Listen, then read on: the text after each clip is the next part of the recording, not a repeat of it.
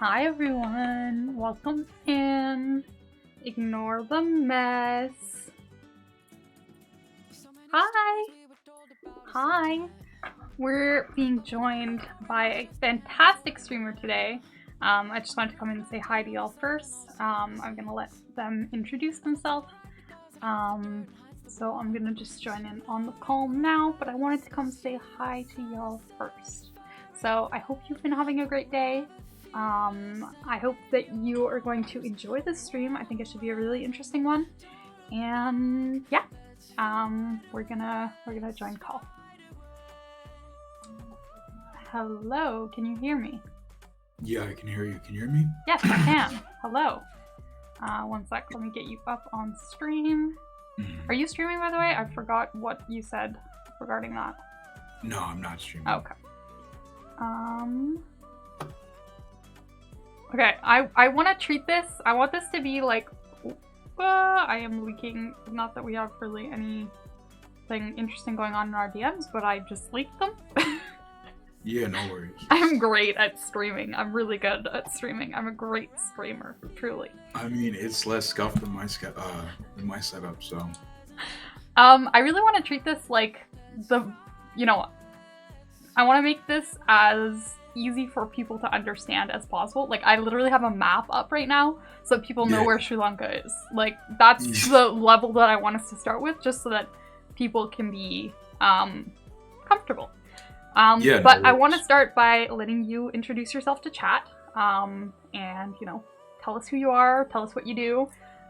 We'll give you a shout out in chat so that people can go follow you. But yeah. Good. What up, chat?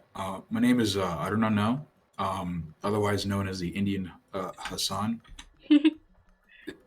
Not joking. That is like what people have called me. You guys do kind of look similar. Yeah, no, I have the Kumar beanie too. I can put it on. Like, it's crazy. The similarity is like, and people have told me I talk like him too. It's weird. I guess like you watch someone long enough and then they rub off on you. But yeah, and I have to say the shirt is not helping your case, or is helping your case, depending on how you see it. But thanks for having me on. So my name is ArunAnnow, as it says in the title. So I talk about, on my stream, I talk about South Asian politics. In particular, I talk about Indian politics. I talk about, in this case, we're going to be talking about Sri Lankan politics. And sometimes I'll delve into like Pakistan, Nepal, Bangladesh, politics of those countries. But normally I focus on India and Sri Lanka. And that's usually what I focus on. I usually focus on like what's going on in those two countries. I stream weekend mornings mostly, because a lot of the people that watch me are watching me from India. Okay. That's basically my intro. I guess like I'm also from like, so I grew up in America, but my family's all from India, and that's like, I just wanted to clarify that before we go ahead, because that is kind of important. Thanks for having me on. I really appreciate it. Yeah, well, thanks for reaching out to me and for inviting me. We're doing a panel chat. That's public, right?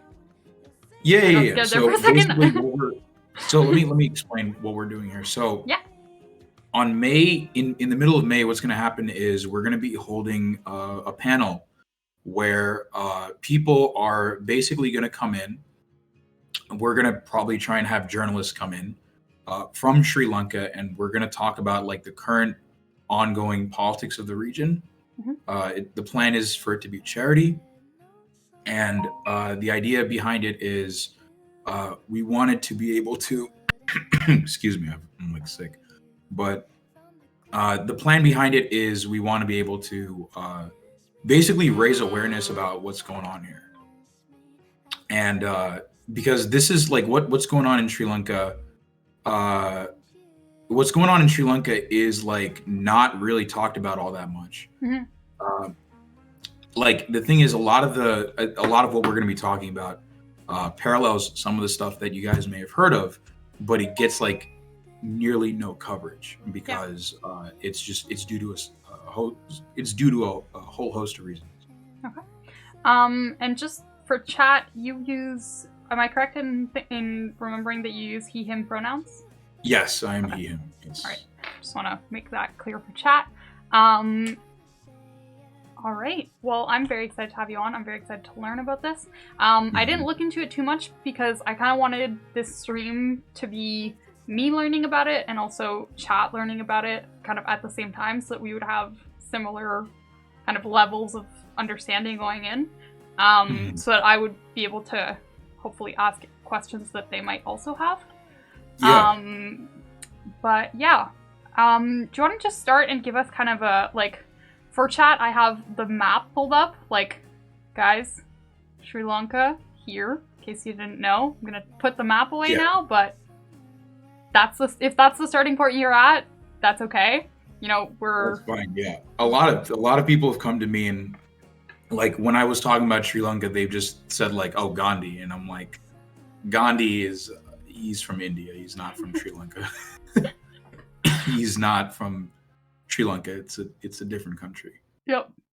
Do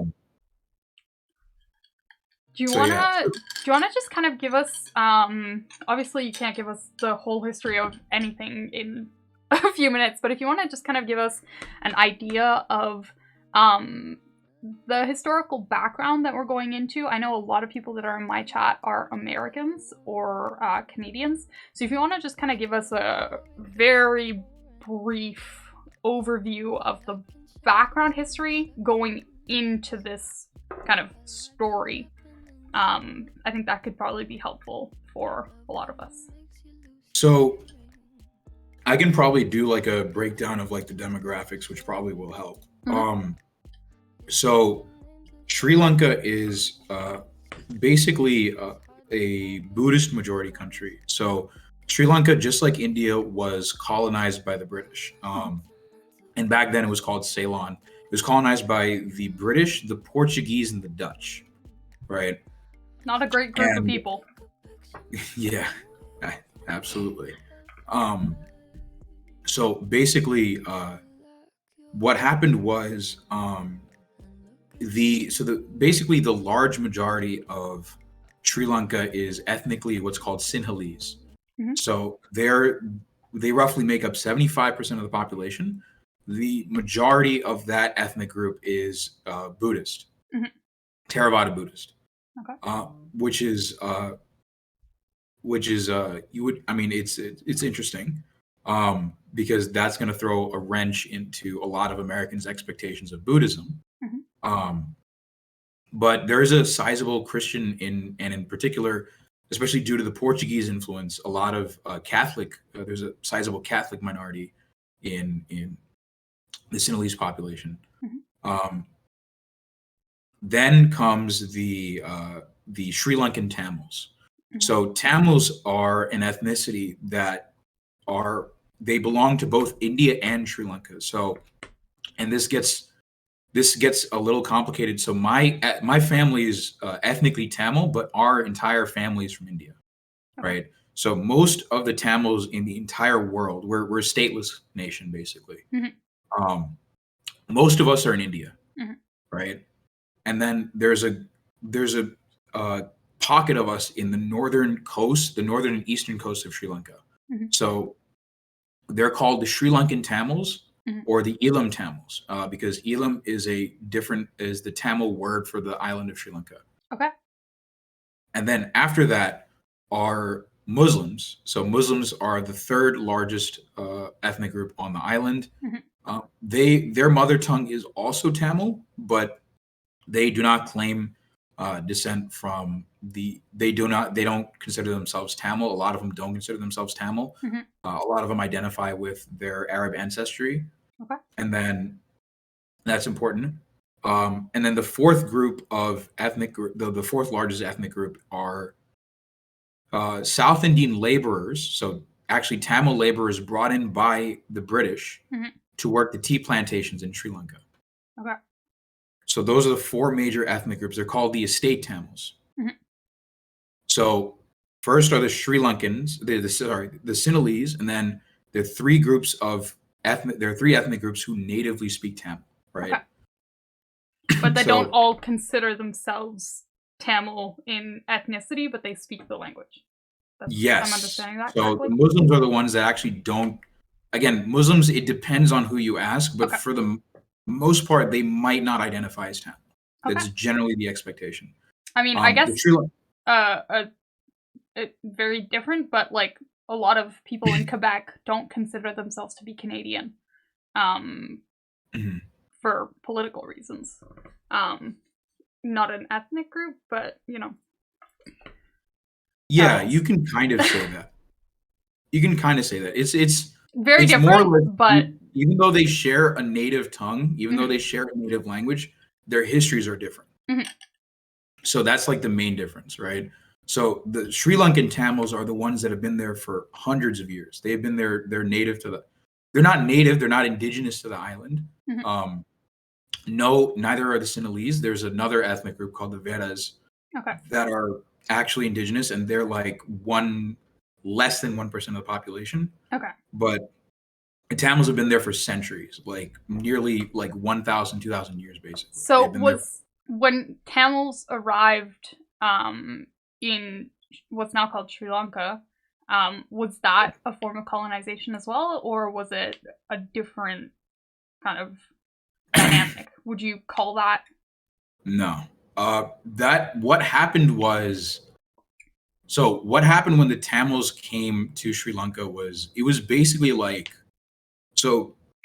there have been there are Tamils that have always been there because of the spread of the ethnicity.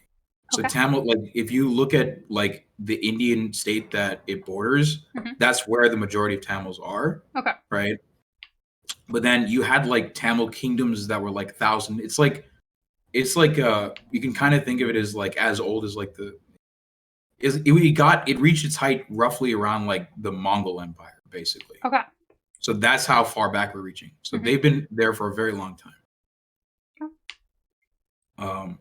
But basically, so those are the Sri Lankan Tamils, and then the fourth largest ethnicity are the Tamils brought over by the British as indentured servants, or landless indentured servants, to basically work the tea plantations. Yeah, it's separated from the mainland by a small strait. Yeah, exactly. So there have been Tamils that have been there for who knows how long, right? So basically, those are the general, and then within the Tamils, like the Sri Lankan Tamils, vast majority are Hindus. There's a sizable Christian minority, and then there's actually Tamil Buddhists, which are smallest minority. Right. And it's just important to set all that up for basically what's going on in Sri Lanka right now.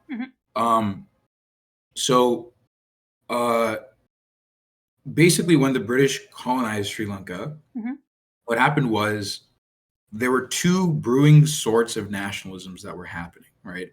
So you had Tamil nationalism that also was a response to British imperialism. And then you had Sinhalese Buddhist nationalism, which was a force that was brewing in response to British British colonialism.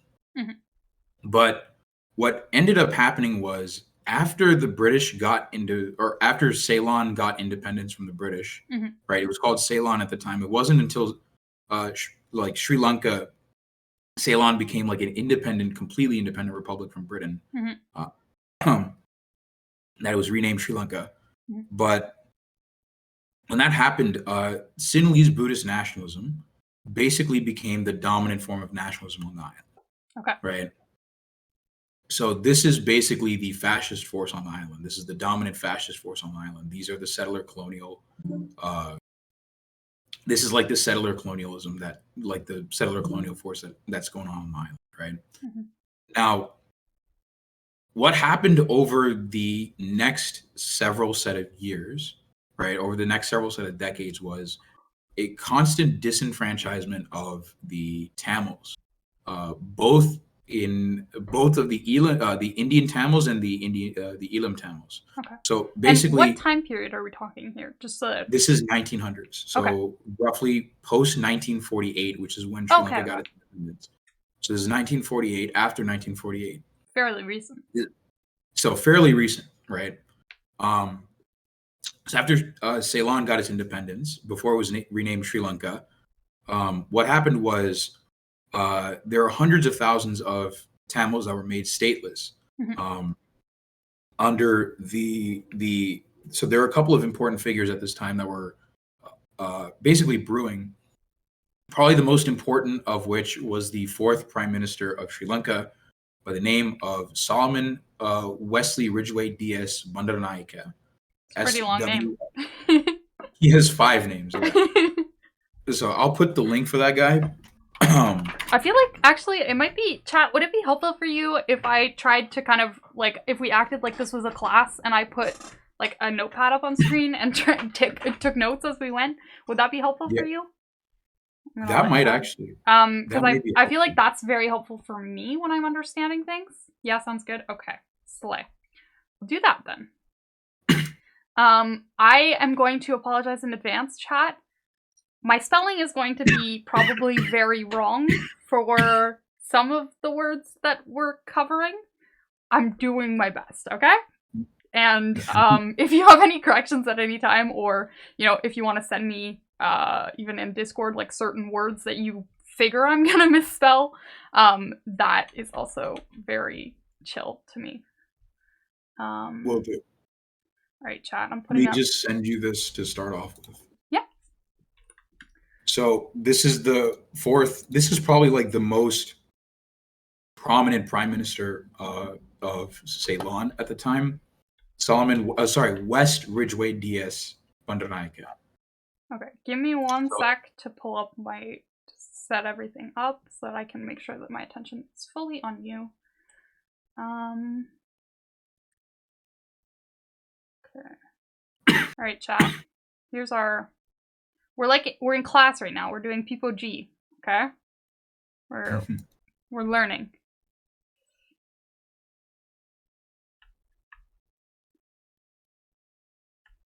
People G moments. Okay. Okay. So I'm just gonna, so that we can have a baseline here.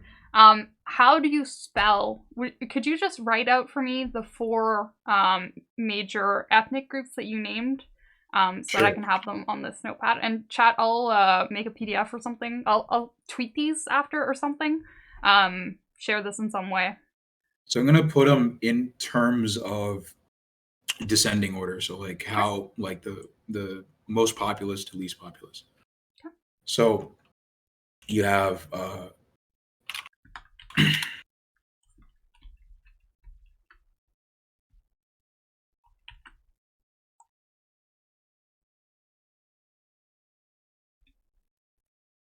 Sri Lankan Muslims, sometimes they're called Moors, and then you have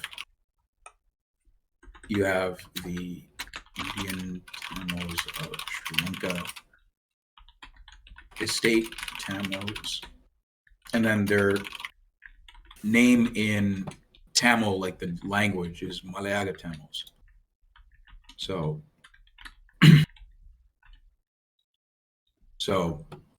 just copy this.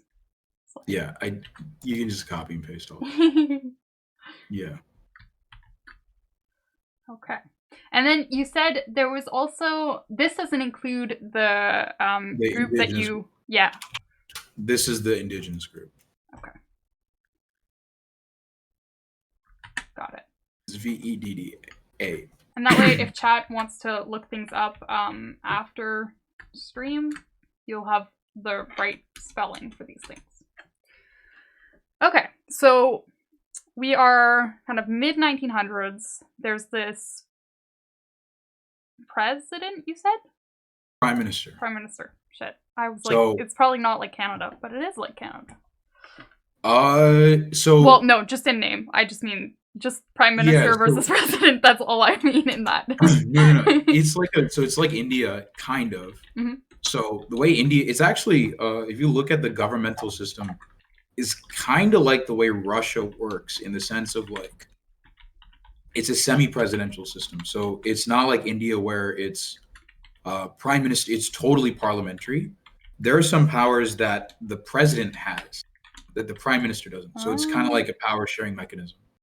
Okay, so there's 2 tiers. You have both the prime minister and the president. Don't quote me on the Russia part, but it's basically, yeah. Don't, like, that's just my offhand knowledge, but it's a semi-presidential system basically. So there are some powers that are afforded to the president, and there are some powers afforded to the prime minister basically.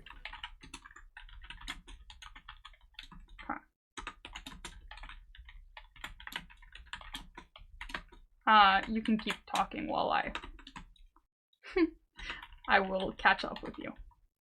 Okay.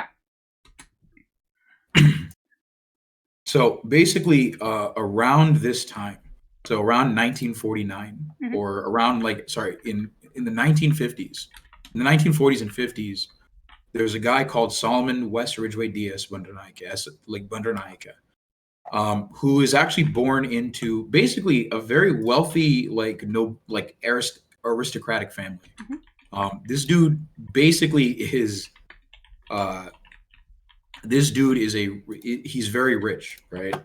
But what he does is he's born into a Christian family. That's number one, and that's important because his main politics was Sinhalese Buddhist nationalists. So he's born into a Christian family, but his politics is like Buddhist nationalism, right? So this guy, he's an Oxford educated guy. He comes back to Sri Lanka, and Bandaranaike, he starts being part of the Sinhala Mahasabha, which is the sort of like you can kind of think of it as like a Sinhalese nationalist organization in Sri Lanka that is kind of right wing, basically. It's very far right. So what happens is he basically supported legislation in 1948. In particular, he supported the Ceylon Citizenship Act, which was, I believe, under Senanayake, if I'm not mistaken, which was under he supported a law which basically stripped the 4th ethnicity, the Indian Tamils of Sri Lanka, of their citizenship. So he basically, roughly 100K Tamils, and there's not like a lot of them to begin with, right? He basically made them stateless. So there's not a lot of Indian Tamils of Sri Lanka or Malayaga Tamils of Sri Lanka, and they already live in basically damn near slave-like conditions, right?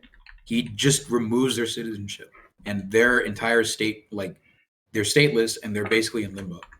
So that's what he does. So with that, they have no rights, I assume. Yes, basically. They live in basically slave-like conditions, or they live on plantations, quite literally. And he does he strips them of their, he supports legislation that strips them of their rights.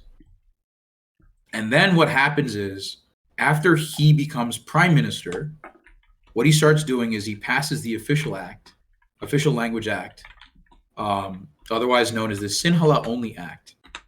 And what that does is he basically makes Sinhala, the language of the Sinhalese, the only official language of Sri Lanka. What this does is it basically disenfranchises the other 25% of Sri Lanka from getting a government job. And this is important. What percentage did you say? Sorry. So it's called the Sinhala Only Act. So I'll send you the link. I'll send you a link for this. Mm-hmm. So he passes this act as prime minister, right? Yeah. So what the Official Language Act, or the Sinhala Only Act, does is it basically disenfranchises, at the time, actually I was wrong, roughly 30% of the population. It basically disenfranchises them from getting government jobs. And this was partially due to the fact that for a long time, some Tamils had more opportunities given to them by the British, 25%. Oh, they're saying, because I asked what percentage you said, they're responding to me, not to you.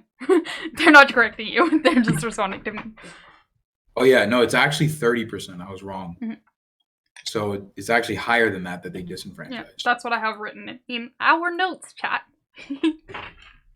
So basically, this was an attempt to impose Sinhala on the Tamils, on the Tamil-speaking minorities. In 1958, it was basically this was amended, basically saying Tamil was a medium of instruction in school and university education, and basically it wasn't until 1987 that Tamil was actually given the same status or almost equal status as Sinhala. And 1987 is 4 years into the Sri Lankan Civil War, which we'll get into. Can you make the notes a little bigger? Yes, I can, chat. Give me one sec, sorry. Let me center this. Is that good? How do we feel about that? Oh, I actually feel terrible about that because you can't see everything. Give me one sec. Sorry, this note-taking thing I think is helpful for chat, but kind of logistically annoying. So what happened as a result of this was basically in 1956, 30% of the Ceylon Administrative Service was Tamil, 50% of the clerical service was Tamil, 60% of the engineers and doctors, and 40% of the armed forces were Tamil. By 1970, those numbers had dropped to 5.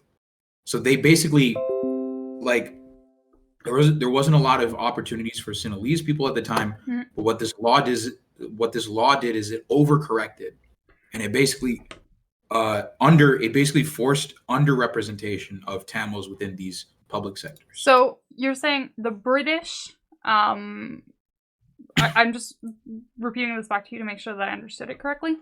The mm-hmm. British kind of prioritized Tamil-speaking people, and then yes. Sinhalese nationalism kind of was a reactionary, or was yes. in reaction to that, but overcorrected and kind of disenfranchised the Tamil-speaking yes.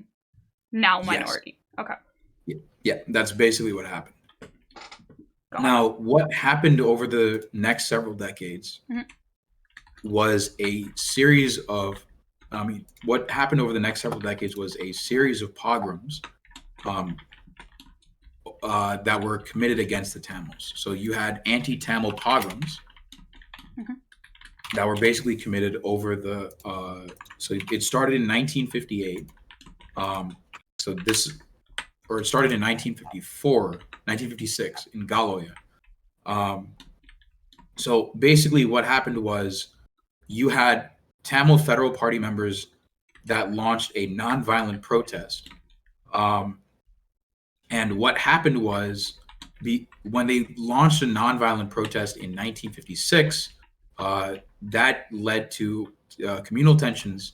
And what that happened, and after that left 150 Tamils dead in Galoya, which is in the east of the country. How do you spell that? Sorry. G-A-L. G-A-L? I'll just put it in the chat. Sorry, I don't want to, spell it wrong. Mm-hmm. Oh, okay. Got it. It's spelled pretty much how you would expect it to be spelled from the mm-hmm. sound of it. So yeah, it's mostly phonetic. So what happened was they basically what happened was Bandaranaike, mm-hmm. when this was happening, he went into negotiations with. And he was PM at the time? Sorry. He was PM at the time. Yes. So this was after he passed the Sinhala Only Act, right? Yep.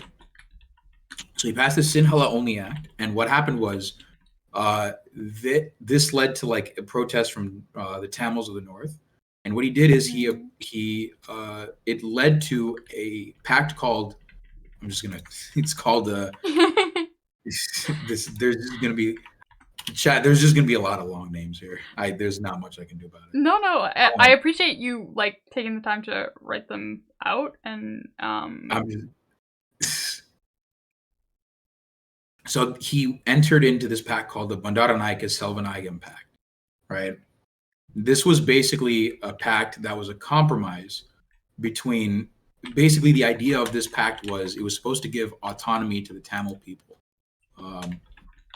It would have made Tamil the administrative language in the north and eastern regions, but he basically canceled it due to Sinhalese Buddhist nationalists and particularly a faction that was created, in fact, called he was pressured from a party called the United National Party.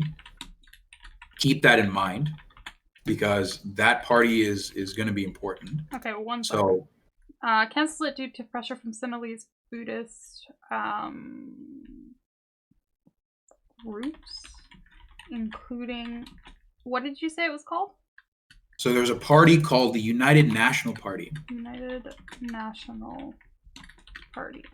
Also, chat, he's sending me a bunch of links and sources for all these things. I'm going to share this with you at the end of this to make sure that you can follow up and look at it yourself if you are interested, which I hope you are. So the reason this is important, the United National Party, keep that in mind, because they're still around. Okay. There's a guy called Duda. He knows what I'm talking about. He's a Tamil person from India as well. He watches my stream. Oh. So these guys basically pressured Bandaranaike to cancel this Bandaranaike-Selvanayam Pact of 1957. And what this basically one of the main organizers of that party, one of the main organizers of that protest that basically got the pact canceled, was a guy called J.R. Jayawardena. This guy's important too. He was the J.R. Jayawardena. This dude's important because he later becomes the president of Sri Lanka. Oh. Yep.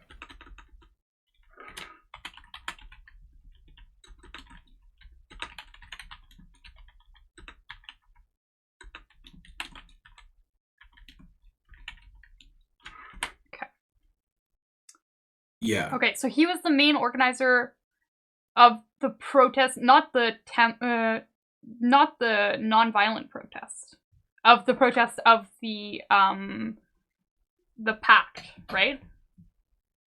So he basically protested the pact. Okay. The Bandaranaike-Selvanayam Pact. Yes, he protested that. What ended up happening was this basically led to a series of, and I'm going to basically summarize everything because we're getting into the weeds a little bit. And we can go for the details later, but basically what happens is a series of pogroms that happen. So you have lots of communal violence, you have lots of fascist violence that happens towards the Tamils, and in retaliation you have some Tamils that do violence against the Sinhalese, right?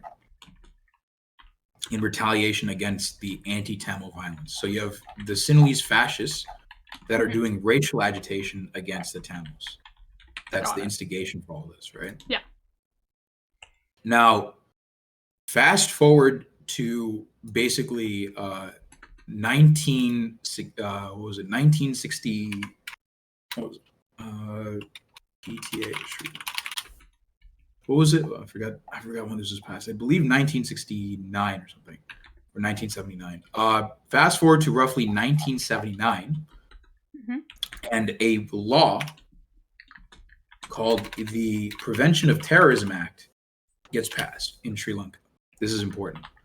And I believe this was in 1979, yes. So in 1979, a law called the Prevention of Terrorism Act gets passed. And what this law basically allows the Sri Lankan government to do I mean, it's a very draconian law that allows them to arrest people on suspicion of terrorism.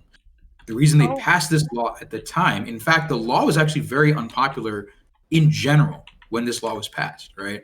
It's actually widely unpopular originally.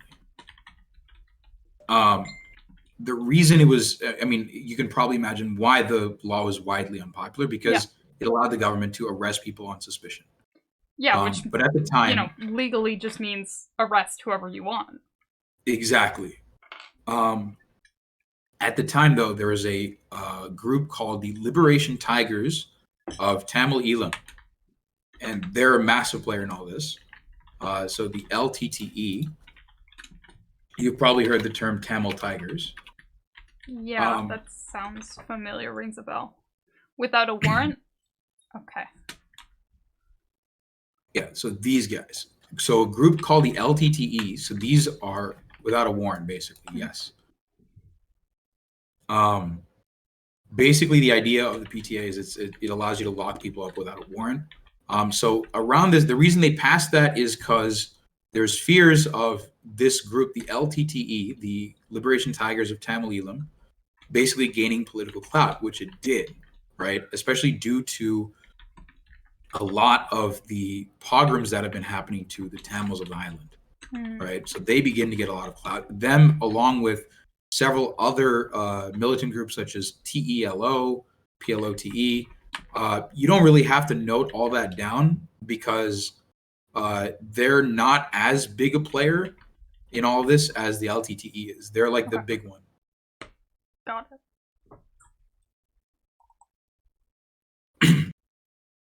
Now, this begins to culminate.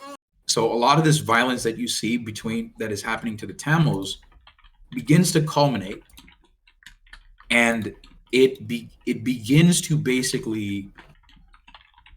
spill. And what happens is in 1981, there's a public library in the northern part of the country called Jaffna. There's a city in the northern part of the country called Jaffna. So yeah, Jaffna is the name. Oh, whoops. Jaffna is the name of the city in the north, and Jaffna is basically the you can kind of think of it as like the cultural capital of the Tamils of the north. Now, this library, I sent you the link to a particular YouTube video. Yeah. It's not TOS. I've watched it several times on my channel. It's not TOS at all. Okay. So basically, what happens is in 1981, there were, again, protests which led to fascists in the northern parts of Sri Lanka, basically, and backed by the cops, by the way, backed by the Sri Lankan cops, because the cops are a big player in the civil war as well. Mm-hmm. They're a big player in all this. They go in and they basically torch the library. They burn down the Jaffna library. Now, within that Jaffna library, were several priceless artifacts. Like, we're talking about palm leaf, banana leaf manuscripts, like that date back like roughly hundreds of years, if not millennia. Those are priceless artifacts. We're never going to get those back. They're one of a kind, right? Mm-hmm. So the fascists and the cops go in and they burn it. They completely burn it. Damn. And it's basically reduced to rubble. It's reduced to ashes, basically. And I sent the video. You can pull that up right now, and then we can show chat that. Okay. Got it. Got it. Let me just make sure the chat can actually see. They can't. Give me 1 sec, chat. Well, I know you can see. Oh. Oh. I'm really good at streaming, I promise. Just OBS sometimes is a little messy. Okay, chat, ready? Yeah. Okay, so you can skip to the black and white portions because that just illustrates what happens. Yeah. There you go. 81. Yeah, the footage right there. At the end of May, rioting broke out after the shooting so of that's 3 what Sinhalese police. the Political rally. Tamil so houses, that's the shops, library and is just offices gone. were So all the torched fascists with and the cops revenge. basically went There were in reports that police and were burned about this to library fire Well, straight I mean, let's be clear. That's just fascists. Like, yeah, fascists they're fascists. and state-backed fascists. Yes, fascists and state-backed fascists. Then, so fascists go in and they basically like burn down the library, particularly because these are Tamil like priceless artifacts that can never be gotten back. Yeah. So they knew this was like cultural like stuff that will never be gotten back, and they did it to basically, commit cultural genocide. Oh, I assume these are images of the. Yeah. So those go back a second. This? So just a little bit when you saw those little the thing. Yes, oh, those yeah, right there. There's a little bit. Yeah, this. Yeah. Yeah, those. Yeah, so those are the palm leaf manuscriptures of like really old like poetry that dates back hundreds of years, if not like actually it dates back to Sangam literature, which is like 2,000 years or something. Oh those God. are like priceless artifacts that are up in smoke now. We're never getting them back. And that I'm sure like, especially as technology evolved, there would have been even more information to glean from those, and that heritage and that, that history is just gone. Yeah, it's up in smoke. It's never going to happen. I mean, to be fair, so were, from what you've said, the lives of lots of Tamil people. So, like, it's a pretty violent fucking movement. Yeah. And there's a whole dimension that I haven't even touched on quite yet. Okay. All throughout this, and we'll get to it at some point, there not only was there like murders and stuff, but there's one of the main tactics of these fascists was sexual violence, was sexual assault. And I'll share that article at some point in the future or at some point in the stream. Yeah. But that is like a massive like tool of the fascists that they used. Yeah, and obviously it's some of the chat viewer discretion is advised for this entire stream. And especially for that, those are very triggering topics. And if you want to just tell us when we're gonna get in more into that topic, chat will put a trigger warning in the title, and then you can turn your sound off. We won't show any images, obviously, of any sexual violence is happening. Of course. But we'll I'll explain to you then how you can kind of skip that part if you need to. Close your sound, and I'll give you a sign when you can come back and it's safe for you to do so. Obviously these are very triggering topics. This whole history is very triggering. And if that's something that you need to protect yourself from for your own mental health, I definitely encourage you to do that. Sorry, just a little housekeeping. No. I mean, like this topic is like a very depressing topic. It genuinely is. So where were we? So that we saw that library go up in smoke, right? Now this all culminates, all these like pogroms that we're seeing go like being done towards the Tamils is both the estate Tamils and the Elam Tamils. That culminates in 1983, known as Black July. That culminates in the anti-Tamil pogrom known as Black July. I'm going to send you the link. I'm going to send you this particular link.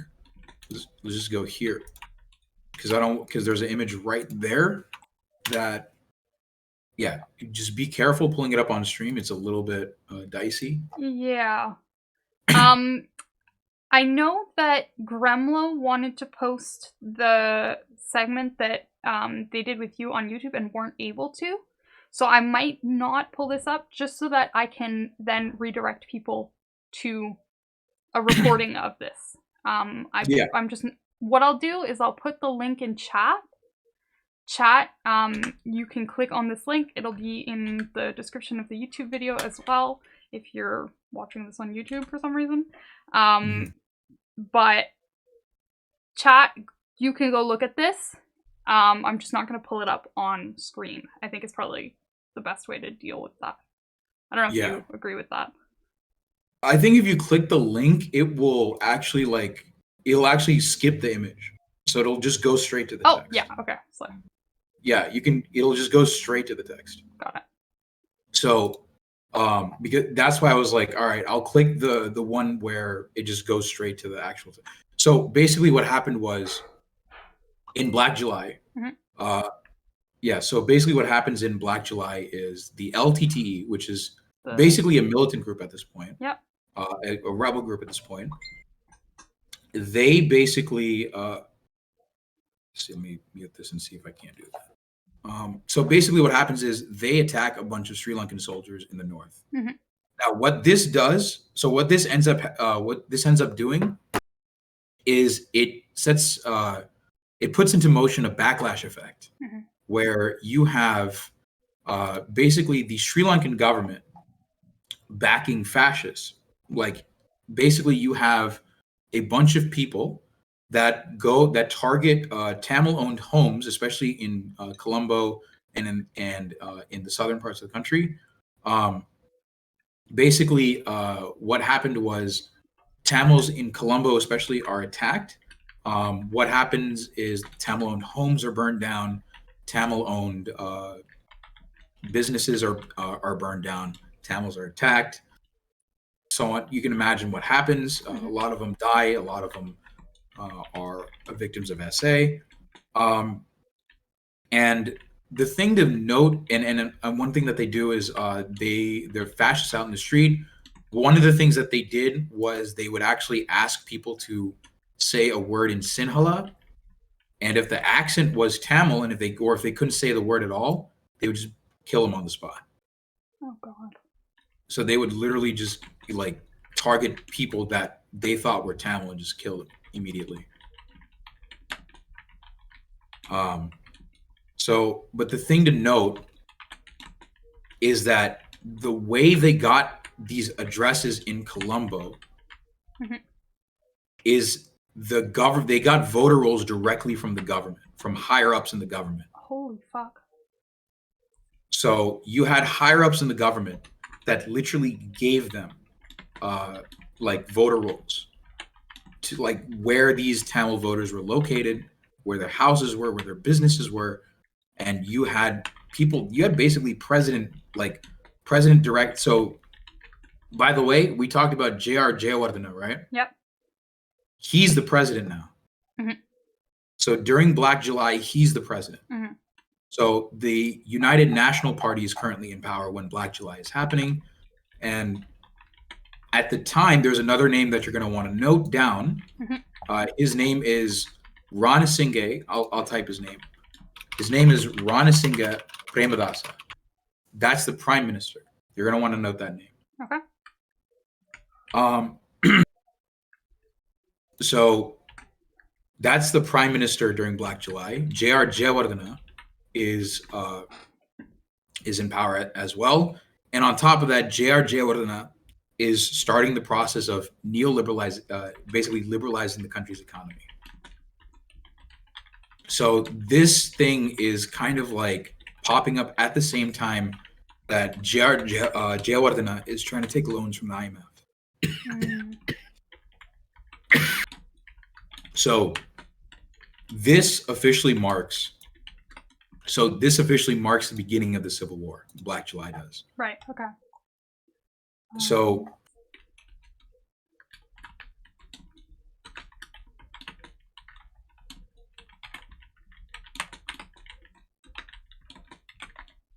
okay, let me just pause here. Chat, are we following along okay? Is there any questions that you have? Anything you'd like us to clarify or, talk about more in detail? Just a little chat check-in. Make sure you're all doing okay. Give you all a minute. Very educational. That's good. Topics like these are really tough to talk about, but also very important to talk about. And I'm glad that y'all are here and here to listen and here to learn with me. Or here to learn with us, really. I mean, I'm glad it's educational. All right. I think Fellini's seen me talk about this on Grandma's show before. Probably, yeah. It's like a very condensed version of it. Yeah.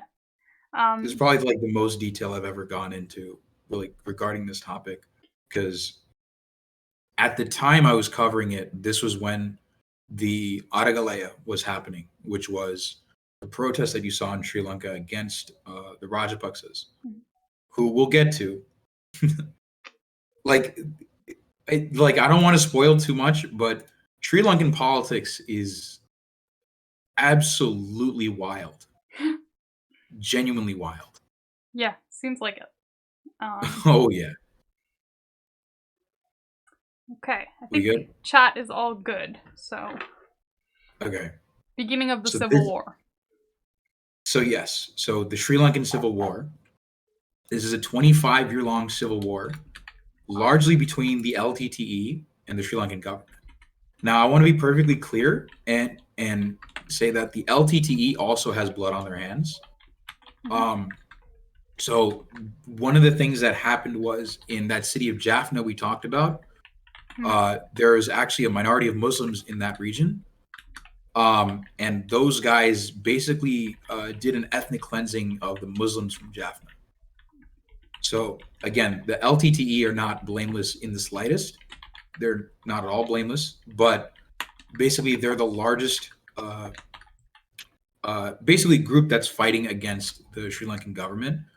Eventually the other groups like Tello, PLOTE, I think Tello in particular, they are basically infiltrated by the Indian government. And by the way, one thing to keep in mind is that the LTTE was originally trained by the Indian government. Oh. So India is involved in this. And what, does the Indian government at this time have a clear position on this whole conflict? So originally they trained the LTTE because they wanted to do some imperialism, where they basically wanted to try and influence those militants to basically join India. So their angle is that they're hoping that the Tamil-speaking portions will join India. That's their angle. Because again, not only are like I mentioned earlier, there are Tamils in Sri Lanka, but the largest group of Tamils are actually in India. Right. So they wanted to actually have one unified Tamil-speaking region, basically. Okay. So they wanted a kingmaker in Sri Lanka. So that was the original reason they trained the LTTE. But their relationship ultimately soured, especially because the LTTE kind of realized that that's what India's angle was the entire time. And there are some things that the Indian government did, especially with later on when they send the Indian peacekeeping forces to Sri Lanka during the Civil War. So one event is the Indian peacekeeping forces are sent to Sri Lanka. And what ends up happening is what happens is they send the peacekeeping forces to Sri Lanka, and what happens is when they send their peacekeeping forces to Sri Lanka, the IPKF, the Indian peacekeeping forces, commits war crimes. Oh, they commit very peaceful. Very peaceful. So they commit war crimes. Yeah, they commit war crimes, and a lot of it is this. You don't have to pull it up on screen. It's text, but they also commit a lot of sexual violence as well. That's a theme in all of this, unfortunately. So they commit a fair amount of war crimes themselves, which ultimately leads to the LTTE retaliating against the Indian Prime Minister at the time, later on, named Rajiv Gandhi. So Rajiv Gandhi is the Indian Prime Minister later on.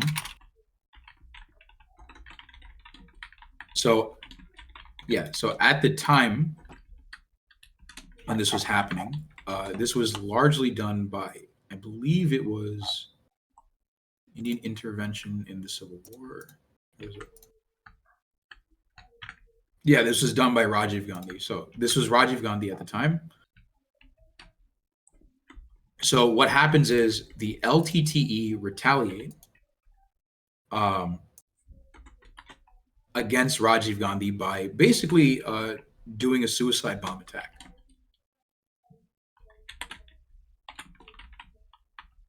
So they basically retaliate they basically blow up Rajiv Gandhi when he comes to visit Tamil Nadu. Now, this basically what that does is it basically seals India's position on the issue. Because they attacked an Indian prime minister, they killed an Indian prime minister, no less, and they killed Indian civilians as well. That's another thing to note. That's another reason why I don't personally back the LTT at all. Innocent blood is on their hands. Mm-hmm. But this basically seals like India's position on the issue. They start backing Sri Lanka full-heartedly as a result of this. So that's basically India's intervention in all this. Mm-hmm. But fast forward, there were a couple of peace deals that were tried that basically they tried to broker peace deals. This guy named Ranil Wickremesinghe, I might be getting this wrong, but Ranil Wickremesinghe, you're going to want to keep that name in mind. Mm-hmm. He tried to basically broker a ceasefire when he was prime minister at the time. He's prime minister of Sri Lanka? He is the prime minister. So we're fast forwarding to the 2000s. Okay. So we're fast forwarding to the 2000s, early 2000s. And what he tries to do is he tries to broker a peace deal between the Sri Lankan government and the LTTE. Now, this deal largely goes sour, particularly due to, I believe, his foreign minister at the time, who is Lakshman Kadirgamar, who,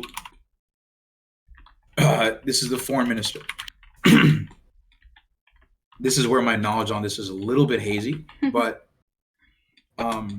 this is kind of like where, basically, this is the foreign minister at the time. Mm-hmm. Lakshman Kadirgamar, he basically sets a bunch of conditions saying, hey, listen, if we're going to negotiate peace deals with the LTTE, here are the conditions that need to be met. And the LTTE does not agree to those conditions, to that stuff. As far as I know, this part is like where my knowledge is hazy. Mm-hmm. But generally, this is like there are peace deals that try to be brokered between the LTTE and the Sri Lankan government. But they basically fall sour. That's the best way I can put it. Yeah. But I would just say I would keep it like some people. I think the LTTE also tried to broker some peace deals, and that also went sour. So it was basically like there were no peace. The deals don't work. Yeah, basically, yeah. Generally speaking, that was the case, right? So fast forward to 2009. This is when the beginning of the end starts, right? This is when the beginning of the Sri Lankan Civil War begins to end, right? Mm-hmm. This is where the Civil War begins to end. Now, there's a timeline of actually what happened during the final months of the Civil War. I'm going to post that in the chat. Yeah. Let me see. Even Norway tried to broker peace? Yeah, like there were lots of even Norway tried to broker peace. Yeah, it just every peace deal that tried to be brokered. Can I open the timeline on stream? Is that okay? Or is that not a good idea? I wouldn't go through it. There's some. I'll open it. I would just leave the link in the chat. I wouldn't go through it on stream. Okay. It's a bit dicey. Right, got it. But basically, fast forward to 2009, mm-hmm. right? And what happens is, at this point in time, the president is a guy called Mahinda Rajapaksa. That name is going to pop up later. Mm-hmm. And the defense minister is a guy called Gotabaya Rajapaksa. you've probably noticed they share the same family name. Yep. I assume that's and the not reason for that is I assume that's not a coincidence. They're brothers. Ah. And he is the minister of. So Gotabaya is the defense minister. He's actually he used to be a high-ranking army officer.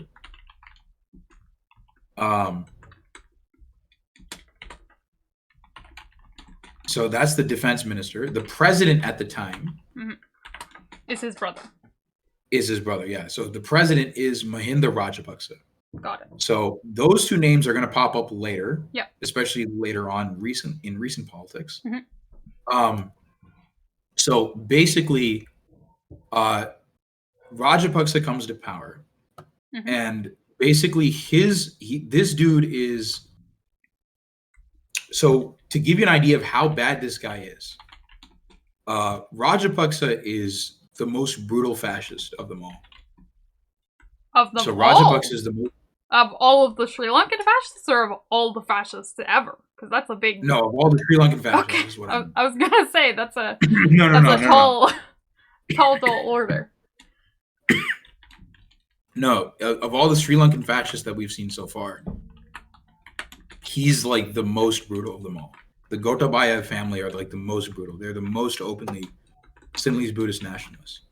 His backing is like, especially towards like when they later gain power, he gains a lot of that power on the backs of like the Bodhabala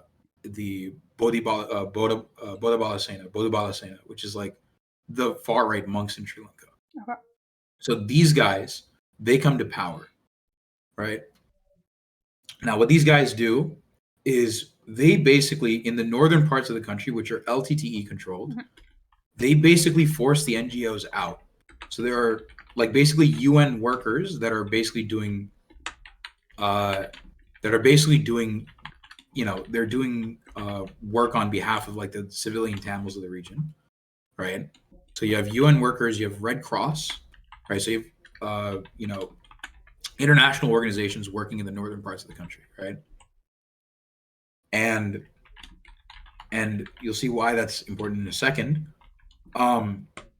So basically what the Sri Lankan government does is they basically tell the workers in the northern parts of the country, you guys better leave, otherwise we can't guarantee your safety. Because they're basically Mahinda's promise is they're going to end the war at all costs. Oh God. That's the promise that Mahinda Rajapaksa does that he gives to the Sri Lankan population before he gets elected as president. So now the real reason that they forced him out is because Sri Lankan government doesn't want any witnesses for basically what they're about to do. That's the real reason they forced him out. Right. So that's the real reason they forced him out. They don't want any witnesses. So what happens is they start shelling villages. They basically start shelling villages that they believe that, like they start shelling towns, they start bombing towns that they believe that the LTTE is in. Because one of the tactics of the LTTE at the time was to hide or blend among the crowd. Right. I mean, that's a pretty common tactic, and that's also a tactic that there's a long history of that happening in other kind of rebellions and in other civil wars, right? Yes. Now, the thing that's actually different about the LTTE, and actually, while we're on the subject of the Civil War, just pull this up for a second. On screen or on my screen? On screen. Okay. It's nothing's graphic. Nothing is. This is like the one graphic that I pull up whenever I talk about this subject. This is like the most important graphic. So scroll down to the belligerents. Yeah. Oh no, up. Oh wait, sorry, I wasn't reading properly. It's like in the main card. Where it says like belligerents and stuff. Yep. Oh, you just passed it. Oh, there's a delay. Oh, I see. On the right here. Okay. I was looking at like the subtitles. or the India titles, or whatever they're called. Yep. So those are all the countries that have either trained Sri Lankan troops at some point, either through proxy, either through like mercenary groups, like the Kini Mini service from Britain, or they've directly trained the Sri Lankan troops, or these are all the countries that have given that have supplied arms to Sri Lanka during the Civil War. Wow. Notice any familiar faces, chat? Well, what's interesting is that there are lots that are on both sides. So, which is not what's funny about that? So I told you about India basically training the LTTE. So the second part below, where it's like Ploti, Tello, right? These groups, they were trained by India to basically as a counterinsurgency against the LTTE. So these two received training from India later on after the LTTE turned on India. Right. The North Korea, Ukraine, Eritrea, those are actually not that super well sourced. So basically the main supplier of the LTTE is the black market and India. Yeah. Whereas you'll notice on the left-hand side, there's a lot of people there. Yeah. Lots of supposed enemies, by the way. Yeah. Very interesting. Russia, China, US, UK, all on the same team here of genocide, which, I mean, is not uncommon for them to be on the side of genocide. Oh yeah, China, India, and Pakistan are on the same side. Which is... Iran and Israel are on the same side. US and Russia. US and Russia, Ukraine and Russia are on the same side. North Korea and the US are on the same side. Damn, all it took to bring them together was, killing innocent genocide people. Against, yeah, just a genocide of a random bunch of brown people on an island nation. I would love to say that that's surprising. It is. It actually well, it is. But it's also, like, if they were going to cooperate on anything, it definitely wasn't going to be, like, friendship bracelets, Yeah, and I say this tongue-in-cheek, that they cooperated.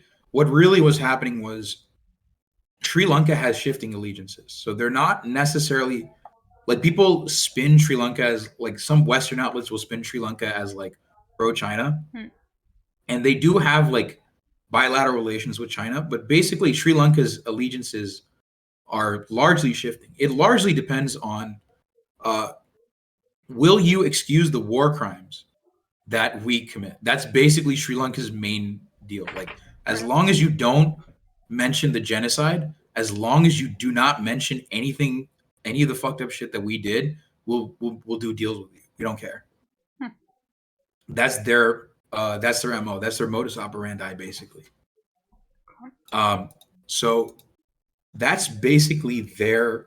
So that's like the one image that I bring up all the fucking time. Let me actually chat. We're gonna do some creative copy pasting.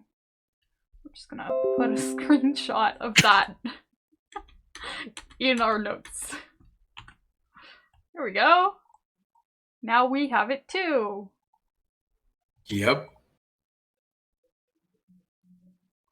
And actually, I believe in 2009, so you'll see that America actually pulled out in 2007, right? America pulled out in 2007 as arms suppliers, even though they still did coastal surveillance. Now you're probably wondering, what is this coastal surveillance stuff? That's because the LTTE had a navy. Damn. They had a navy and they had an air force. Damn. They had they were like the LTTE, as bloodthirsty or as like bloody as much blood on their hands as they had. They were a proper trained army. They were a very properly trained army. That's partially the reason why you had all these countries, put their thumb on the scale, because these guys were a legit threat.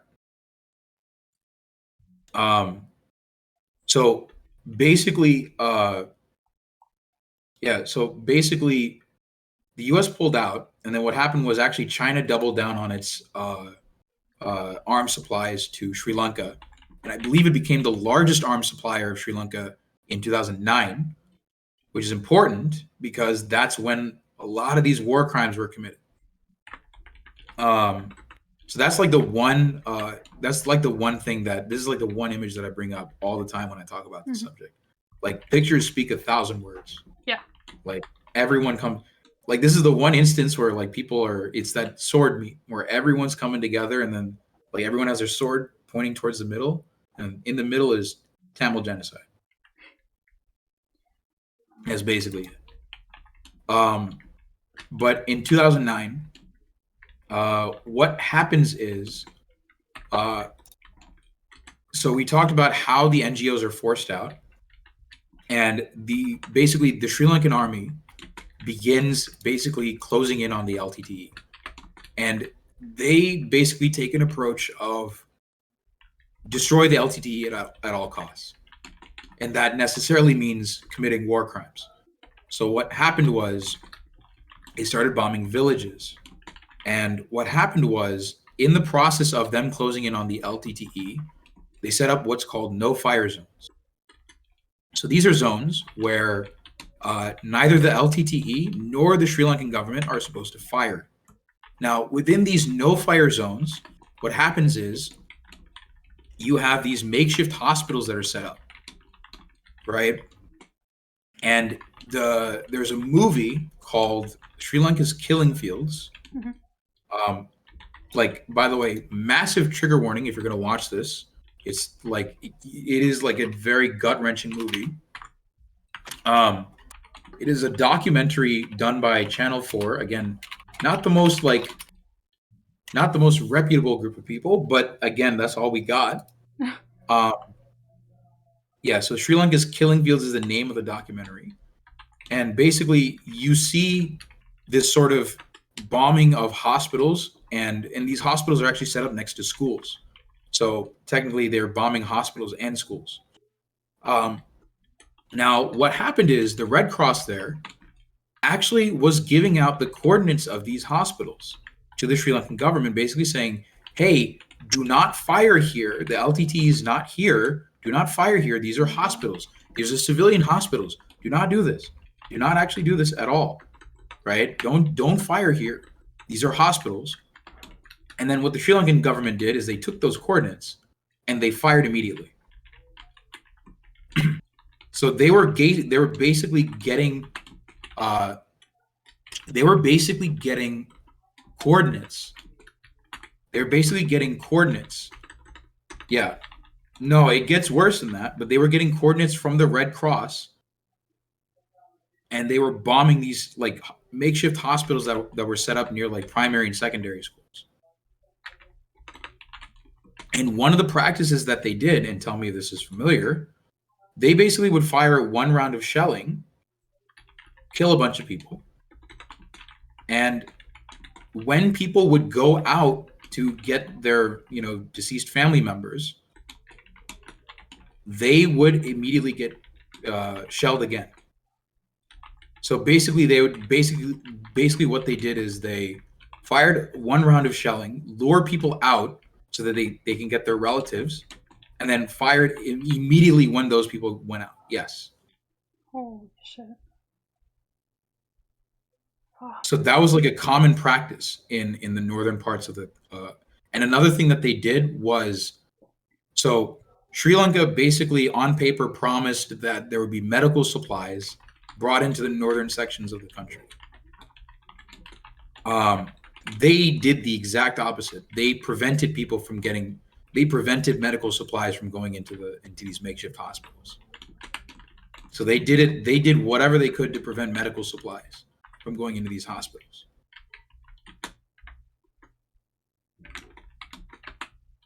Damn.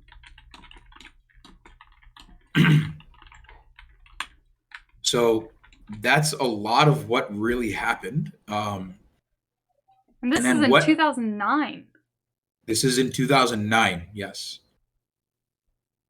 I was as John said, the documentary piece is so brutal. Yeah, it's Chat, massive trigger warning if you're going to watch that documentary. It is one of the most heartbreaking things that you'll watch. It's not like it is way beyond TOS in that sense. There's a lot of violence shown in that, and unfortunately it's very rough. Yeah, it's really bad. But I think if you can stomach it, if you don't have any triggers or anything like that, I highly recommend you watch it. I think that gives you a visceral understanding of what actually happened during these during these during the final stages of the Civil War. There's a doctor that literally saw this firsthand that was detained by the Sri Lankan government as he was trying to get medical supplies. Right, he was detained by the Sri Lankan army. This is his name.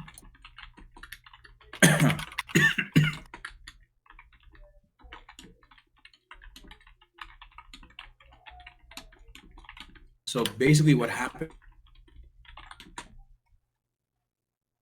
was threatened, and he was let out on the condition that in a press conference, he would lie about the number of civilian casualties that happened in the north.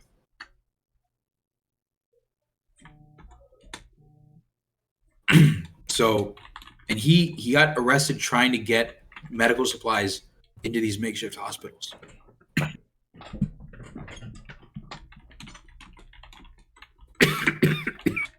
And did he lie? He did. He had to. Yeah, I mean. He had to. He managed to escape Sri Lanka. By the way, this was a government doctor, by the way. This was not like an LTTE operative or anything like that.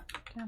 Like one of the main excuses that the Sri Lankan government did was they pinned everyone. They basically treated every civilian as a potential LTTE combatant.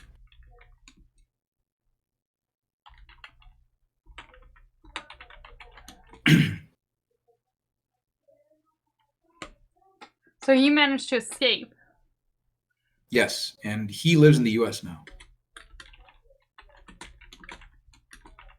So he managed to escape, but he saw his own friends die.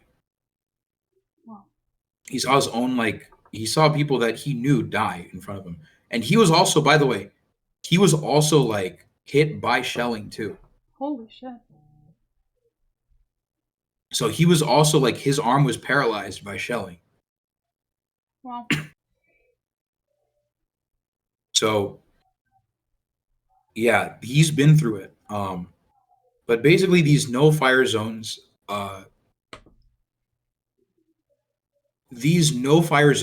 set up. Mm-hmm. And what happens is the Sri Lankan government starts closing in on these guys. Mm-hmm. And it all culminates in May 18th, 2009, which is the final, which is actually the day that I'm going to be doing that memorial stream, because this is the end of the Civil War.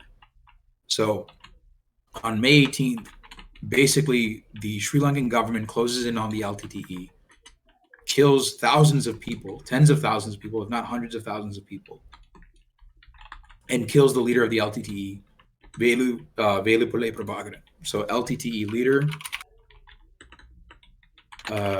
is this guy.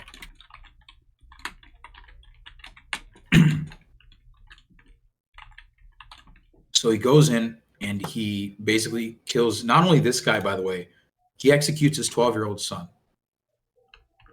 So this is the Rajapaksas that we're talking about here. Yeah. So the Rajapaksas go in and they not only execute this guy, they execute his 12-year-old son. And by the way, we were the same age when that happened.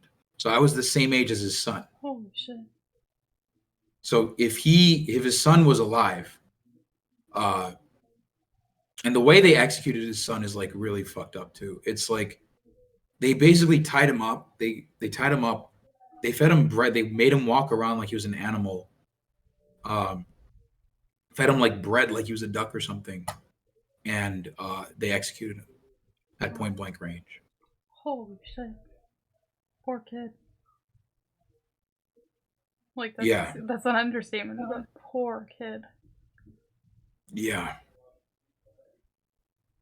So 2009 is, and by the way, during this process, a lot of LTTE combatants and non-LTTE combatants, by the way, are disappeared by the Sri Lankan government.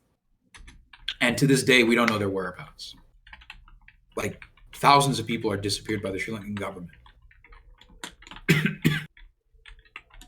Basically, the scale of violence that we're talking about here is entire villages are cleared. Yeah. Entire villages have been shelled into oblivion. Like Kilinochchi, which is the capital of the LTTE-controlled areas,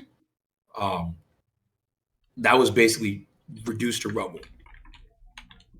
Like that's what we're talking about. But this ultimately culminates in the Mulivaikal massacre, right? And this is a massacre that happens where the LTTE leader is killed, along with civilians as well.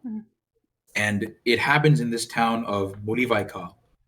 And that's why it's called the Mulivaikal massacre. It happens in the name, in a town named Mulivaikal. So that's the end of the Civil War. And we haven't gotten to this yet. So there's a graphic here. I just want you to pull this up. We're not going to get into this too much. We're not going to get into this too much, but this is where like you might want to really like chat. If you have any triggers or anything like that, you might want to mute this for a second. Chat, I'm going to put trigger warning in the title. And I'm gonna pull up when we're done with this specific part. I'll make the screen pink for a minute or two, like bright pink. So when you see the screen go bright pink, you can unmute. You're safe to come back. Okay. So this is the list of documented cases of sexual violence committed against the Tamils over the past several decades. Am I safe to pull that up? Yes, it's just text. There's nothing. Okay. It's just a list. I prefer to check than to... Go ahead. So, yeah, it's just list. That's it. It is just text. Oh, shit. Just look at the size of it. What a fucking text. Yeah. The size of that article. Can I send the link in chat too? Yep. Chat, pull that up and just look at the size of it.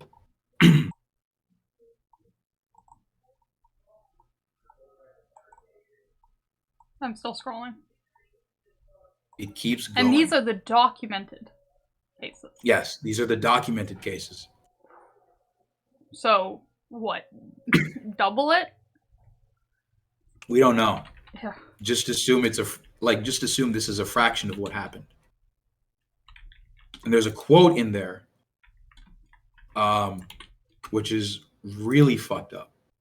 So government forces consistently denied charges of mass rape, with one senior army official saying the following in 2010. Throughout their training, this is a Sri Lankan high-ranking general that said this. Throughout their training, our boys are taught to hate the tigers. They see them as disgusting animals, not fit to live. I am 200% sure that they didn't rape Tamil women. Why would they fuck them if they hate them so much? Oh my god. That is the scale of violence that we're talking about here. Holy fuck. Yeah. That's like I don't even have words for that. Yeah.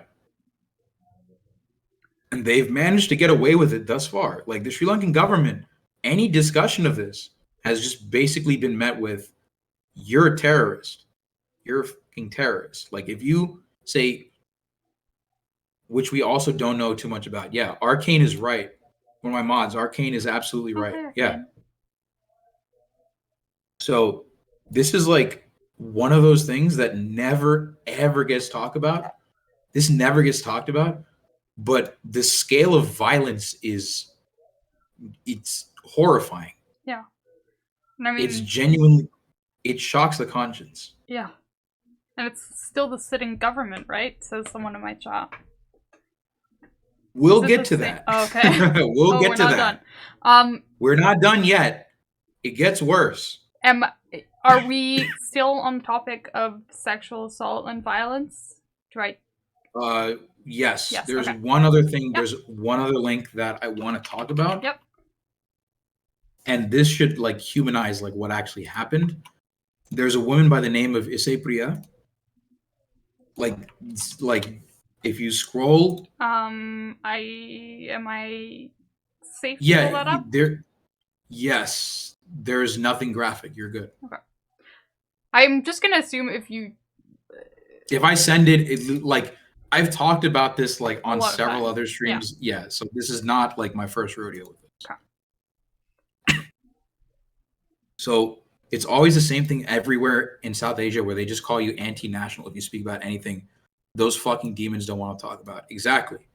No, I was talking about this on someone else's stream.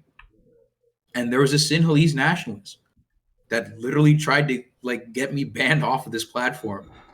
Or that tried to like get me literally canceled. Like not like cancel culture, but like literally canceled. Like they tried to get me off the air, like by basically saying like, oh, we're gonna mass report you because this guy's a terrorist sympathizer. Oh, fuck. Yeah, deplatformed. Yeah, that's what I meant. Yeah. Yeah, someone tried to literally get me deplatformed because I was talking about, I literally said the words Tamil genocide in the same sentence, right? Right next to each other. And that was enough to say like, oh, this dude's an LTTE supporter, which I'm not, by the way. Just for full disclosure, the main reason I am not an LTTE supporter is because they literally threatened to kill my dad and my grandmother. So I'm not a fan of the LTTE myself either. Oh my God. Like they literally threatened. Yeah, they literally threatened to kill my grandmother and my dad. Holy shit. Yeah. So basically the story behind that is my grandmother was an announcer on All India Radio and she had to take the Indian, like pro-India position, right, which put her at odds with the LTTE. And so my dad was a kid at the time. And one of the LTTE like cadres basically said like, you know, she better shut her mouth. Otherwise we're going to kill her family. Holy fuck. And there were like operating like LTTE members in Tamil Nadu at the time. So it was a very real threat. So there was a genuine possibility that I might not be here. Yeah. And also if you're threatening to kill random civilians that, you know, express a view opposite to yours. No, the irony is that my dad, so my family was actually supportive of the LTTE originally. Like, until they were like, we'll kill you. And then they were like, well. Yeah, basically. They were pro LTTE. My grandfather was like pro LTTE originally. You have to choose your battle sometimes, yeah. So that's basically my beef with the LTTE. It's personal between us, right? But if you scroll down to death, I'll probably like reiterate that paragraph like once this segment is over. But basically, yeah, if you scroll down to death, it's the second paragraph. So on 30th November 2010, Channel 4 News broadcast video footage which allegedly showed Sri Lankan soldiers summarily executing captured Tamils in the final phase of the civil war. Ooh, this is that documentary that I was talking about. Yep. The video showed a number of dead bodies, including a naked woman with her hands behind her back. This woman was later identified by Priya. So Priya is the name of this woman. Yep. By several sources. An off-camera Sinhala speaking voice, is heard in the same video saying that quote that you see on your screen right there. Holy fuck. That right there. In the segment showing the dead naked bodies of Priya and Ushalini Gunalingam.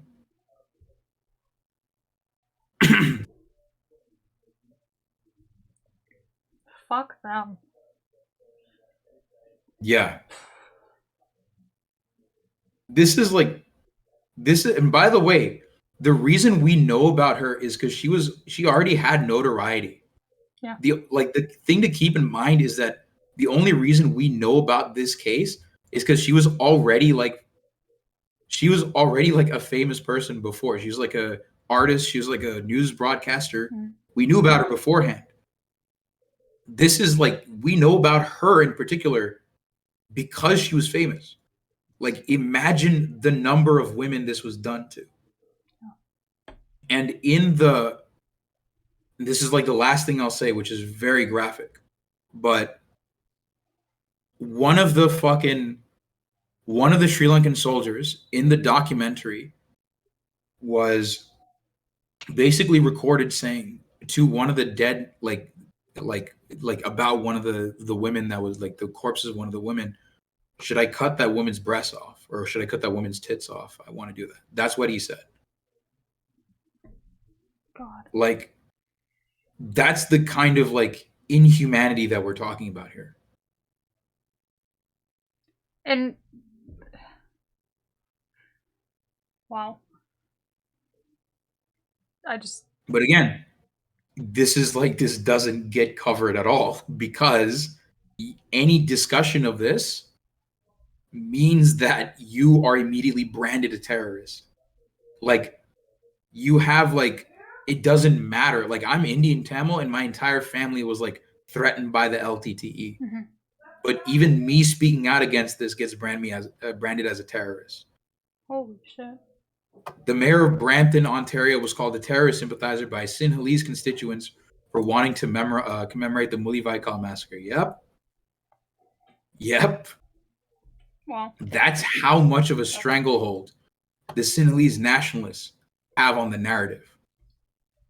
You speak out against this, you get immediately hell rains down upon you for like even trying to speak out against this.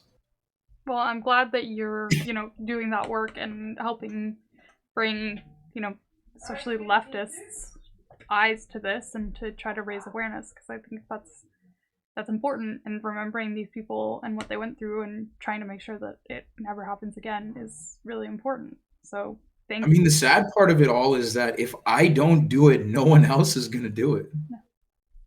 That's the problem. Like, been yelling about this for months on end at this point.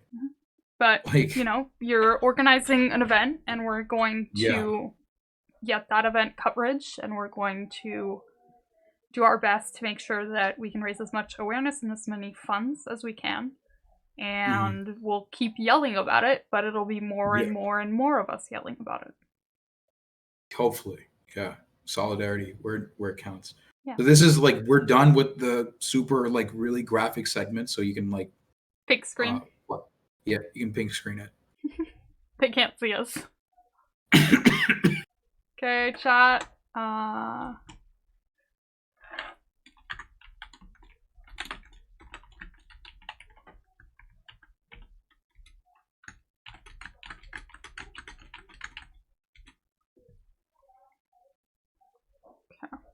Trigger warning for SA over.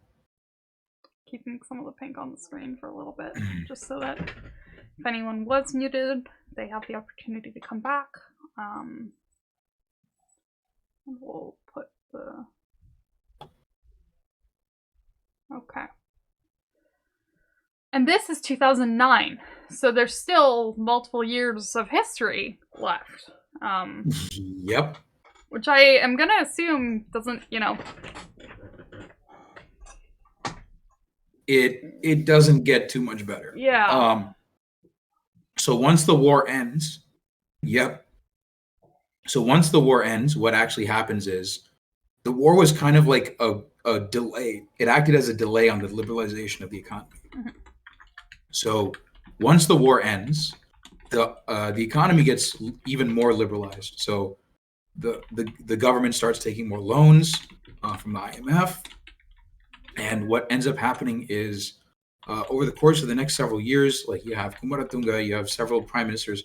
Ranil Wickremesinghe, keep him in mind, keep Mahinda Rajapaksa, and keep the Gotabaya Rajapaksa, and keep all those names in mind. Mm-hmm. Okay? And by the way, Ranil Wickremesinghe, which we mentioned, he is the nephew of J.R. Jayawardena. So Ranil Wickremesinghe, who was one of the prime ministers, he's the 5-time prime minister of Sri Lanka. Wow. So he's held office in Sri Lanka 5 times, right? He is actually the nephew of J.R. Jayawardena, the president during Black July. Right. So nepotism is a massive theme here. Yeah, nepotism and fascism, which often go hand in hand.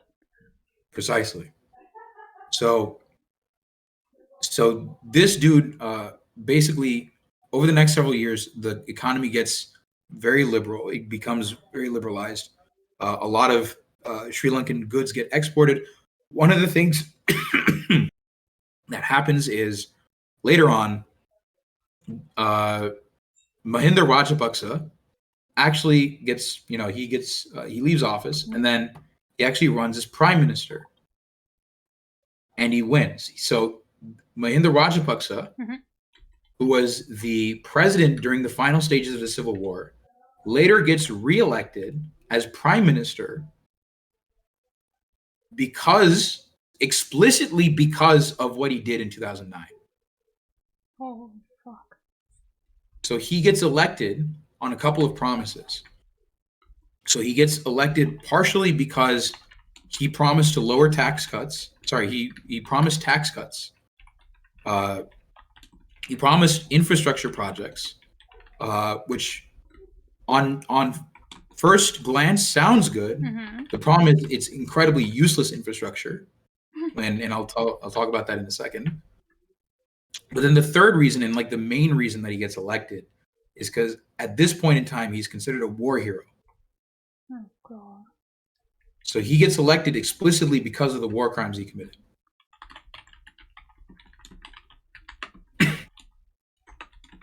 Right? And he gets elected. Fast forward to, I believe, 2019. Mahinda Rajapaksa is still in power. And Gotabaya Rajapaksa, then the defense minister, he runs for president and he wins. Now, during the course of these next few years, not 2019, but like just generally like late 2010s, basically. Oh, okay, so late. This was really informative. Thanks, Riptal Naz and Akas. Wait, Nicole, are you Tamil? I know that Nichols' family is from India. I don't know if he's Tamil.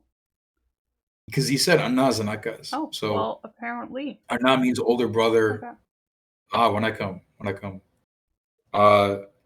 So Anna means older brother. In fact, that's what the last part of my name means. So Arun is my real name. It's my actual name, government name. Annow means older brother. Wow. So that's what that is. It's basically literally a ripoff of the songs. The note taking here is sort of sick. Thank you. So basically, late 2010, Mahinda Rajapaksa is still in power. So he leaves the presidential office, but then he runs as PM and then he becomes prime minister. And then later on, his brother Gotabaya becomes president. Now, one of the things that Gotabaya does as president, which begins sort of the unraveling that you probably saw in 2022, excuse me, Wait, was he passed a law. Is that right? I just want to find it. Sorry. Oh, yes, I was right. Yay! You see. Let me see when he held president. He held president since 2019, so I was right. I was right, 2019. So Gotabaya gets elected in 2019 as president, and he passes a law basically saying that we're going to ban organic fertilizer overnight, and we're going to switch. Sorry, we're going to ban chemical fertilizer. Okay, I was going to say organic banning. No, sorry. That's funny. Sorry, we're going to ban chemical fertilizer and switch to organic fertilizer overnight. Just completely overnight. That's not how that works, but yep. He tried to do it. No, I'm sure that he tried. I'm just saying, like he tried doing it, and then what happened was, Sri Lanka's 100% rice self-sufficiency was destroyed. So Sri Lanka had actually a 100% self-sufficiency on rice, and it was destroyed.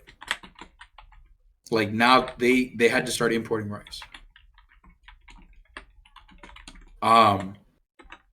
So that's one thing that happens. Another thing that happens is, so at this point in time, Sri Lanka has been borrowing a lot from the IMF, right? Yep. What? This didn't work? Yeah, I know. Surprise, right? Crazy. It's crazy, isn't it? Especially with the what emote. Like yeah. What's from the IMF, which are their own series of bastards. Yes. So IMF is basically responsible for the long-term damage that Sri Lanka has been in. And J.R. Jayawardena, basically, he started it. He started that process, basically. Mm-hmm.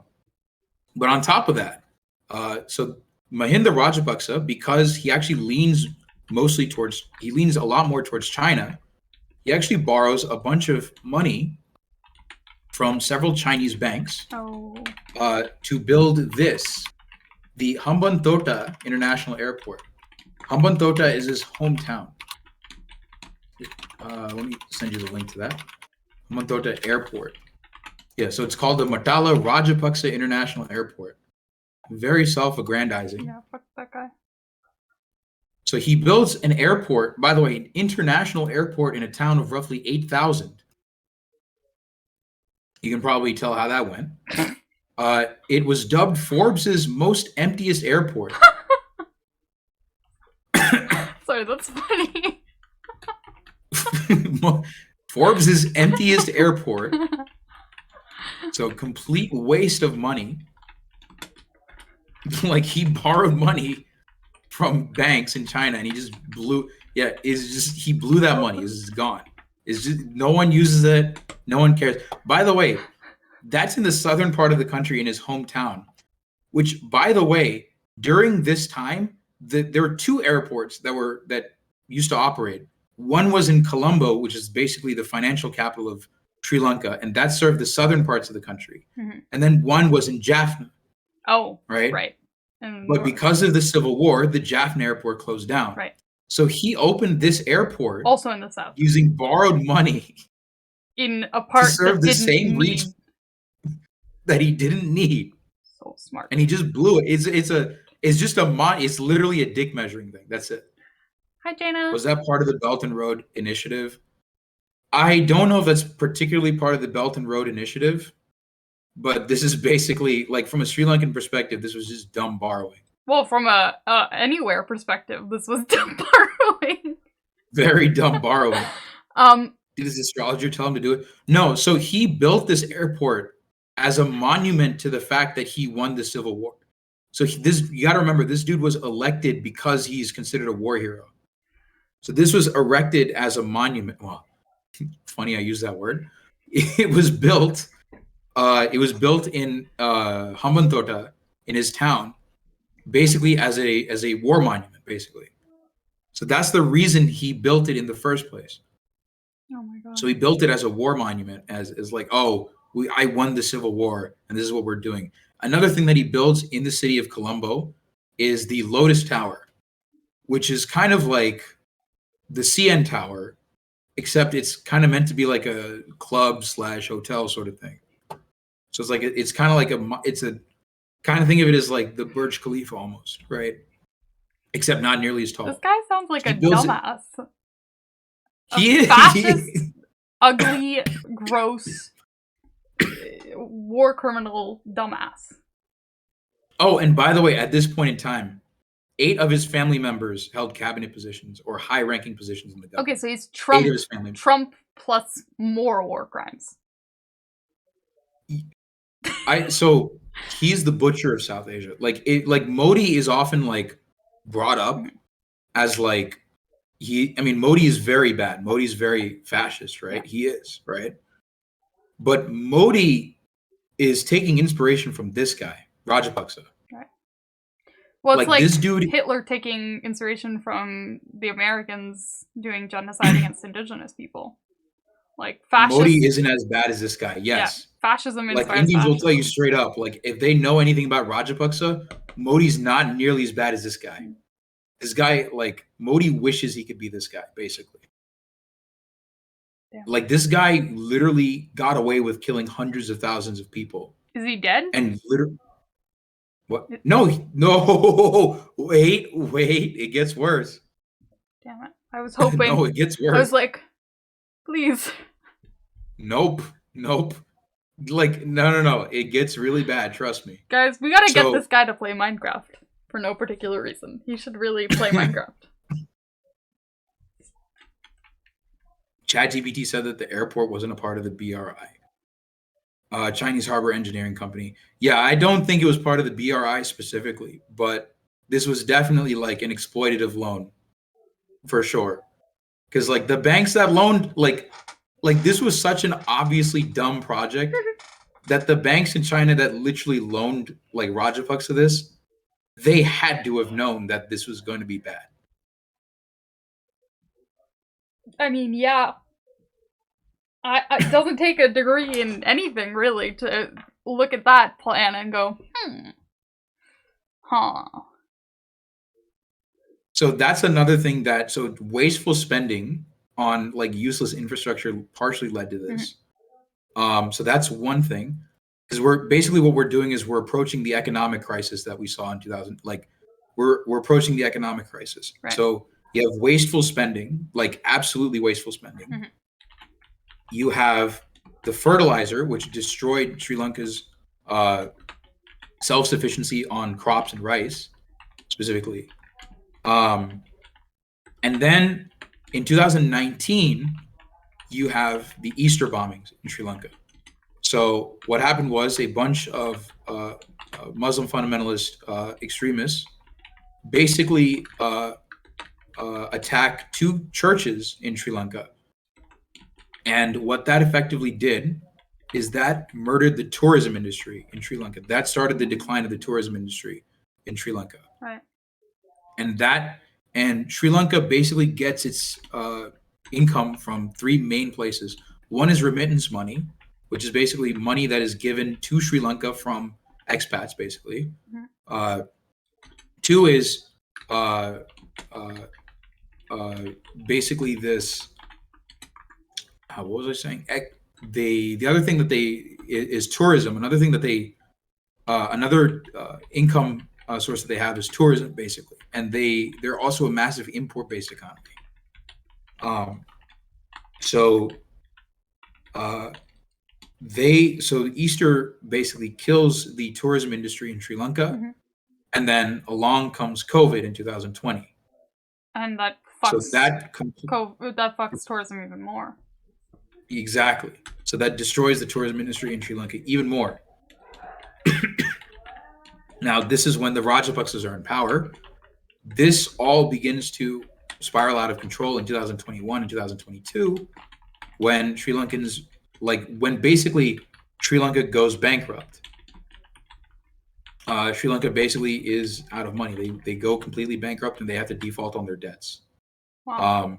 There is a massive medical supply issue. They can't get, they don't have enough money to pay the runaway inflation, right? That basically prevents them from getting medical supplies into the country, food into the country, like basic goods into the country.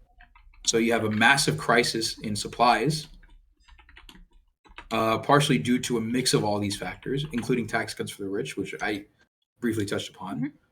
So basically, all of this results in a head where people cannot get food, people cannot get gasoline, they ran out of gas, they cannot get medical supplies, and it gets so bad that they literally have to cancel school.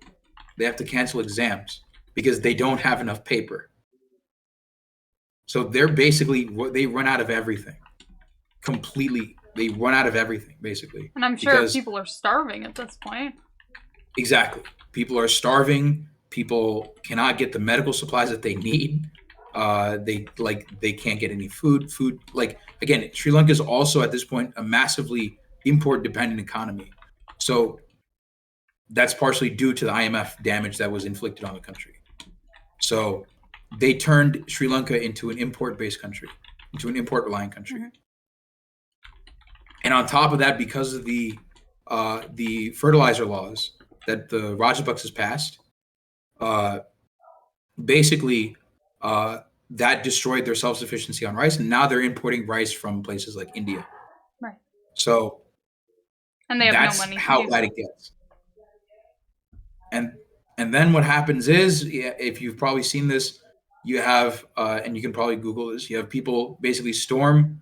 They actually throw out Mahinda Rajapaksa first in May or March, or basically spring of 2022, right? They throw out Mahinda Rajapaksa, the prime minister at the time, and he's forced to flee, quote unquote. And then in his place, in Mahinda's place, in comes Ranil Wickremesinghe. So wait, which guy is this guy? There's been a lot of names. 5-time prime minister. Yep, he comes back. Oh. This dude comes back as prime minister. By the way, I'm pretty sure, I could be wrong about this. I don't think Ranil has ever won an election. I think the only reason he's ever been prime minister is because he was appointed prime minister. So Ranil Wickremesinghe comes back, right? He's prime minister. And then what happens is it all comes to a head, and the Sri Lankans basically, the citizens, basically storm the presidential palace and they kick out Gotabaya. So there's a power vacuum, right, for a little while, for at least a few weeks. There's a power vacuum in the presidential seat. Why is he always appointed? It usually comes in relatively economic, he's usually appointed in political crises. So this dude is old guard, basically. Ranil Wickremesinghe, you can kind of think of him as a Joe Biden kind of figure, basically. Except he's just the guy we appoint. Oh, fuck. Yeah, he's old guard. Oh, fuck, we kicked out another one. Who do we bring in? He's the moderate, basically. He's considered the moderate. But keep in mind, he was appointed by Gotabaya Rajapaksa before Gotabaya got thrown out. Right. Now, fast forward a month or two, and parliamentary elections are held internally to appoint the next president. And lo and behold, the current president, the president that's elected then and now is the current president, is Ranil Wickremesinghe. Oh, so he was elected once inside the thing. Yes. So it's the same dude. And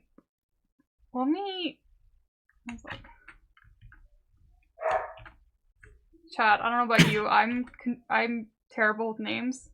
Oh, so he's the one who tried to broker the peace deal. Yes. Back in a billion years ago. 2002, yes. Yeah, 2000s. Now that's democratic, says Shiggy. Hi, Shiggy. Yeah, so he's held office in 93, 2001 so 93 to 94, 2001 to 2004, 2015 to 2018. He's never actually served a full term, by the way. He's never served a full term. 2015 to 2018, and then now. No, 2018 to 2019. Oh, wait, sorry. Wait, 2000, did you say 2015 at all? Yes, 2015 to 2018. Oh. Right.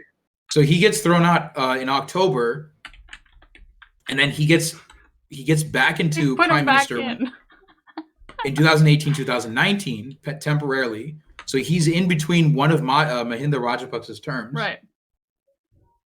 And then he gets appointed prime minister in 2022 for 3 months. He's never served terms in prime ministerial terms are 5 years in Sri Lanka. He's never served a single one to its max. You just can't do it. He's never served a full terms. 5 years. 5 years. Yikes. Yeah, he's never served a single term. It's kind of funny. ArunAnnow. Like. Okay. So he's now the prime minister. Mm-hmm. Now, to give you an idea of just how fucked the entire political situation is, just to give you an idea of how fucked the entire political situation is, so let's do a lay of the land in terms of parties. So Ranil Wickremesinghe, he is from the United National Party. Oh, the UNP. Yeah. Because he is, again, Jayawardena's nephew. So he that is the current guy in power. So he's basically your lib. He's your average lib. Except in Sri Lanka. Even more fashy. Yeah. Just slightly more fashy. Just a little bit. Yeah, he's more fashy than like your libs here in the US. Yeah. So there's him. There's Ranil Wickremesinghe. There's the UNP. So that's him. Yep. He is currently in an alliance with the SLPP, which is the he's. I don't know if the UNP is in an alliance, but the Rajapaksa's political party is the Sri Lanka Podujana Peramuna. Oh yes, I know what those words mean. People. Sorry, I just had to. Sri Lankan Podujana Peramuna. I'm not gonna pronounce that right. I'm so sorry. I'm trying to. No, you're good. Yeah, Sri Lanka Podujana Peramuna. And that's the brothers party. That is the Rajapaksa party. Yes. Right. So these guys are open fascists. Now the opposition party is the SJB, the United People's Power. It's the what was it? The Samagi Jana Balawegaya. I don't speak Sinhalese, so I'm butchering the names. Okay, slay. We're slaying. Oh my, yes. So this is the opposition party. Yep. But they're still Sinhalese. Their name is Sinhalese. Yes. So most of these major political parties are going to be like Sinhalese majority. Okay. And are they Sinhalese nationalists still? Or are they slightly less fashy? They're less bad, but you'll notice the leader is a guy called Sajith Premadasa. We talked about a Premadasa earlier during Black July, who was the prime minister, Ranasinghe Premadasa. Yes, I have him in my notes. Yep, Ranasinghe Premadasa. The leader of this party is that dude's son. So Sajith Premadasa is Ranasinghe Premadasa's son.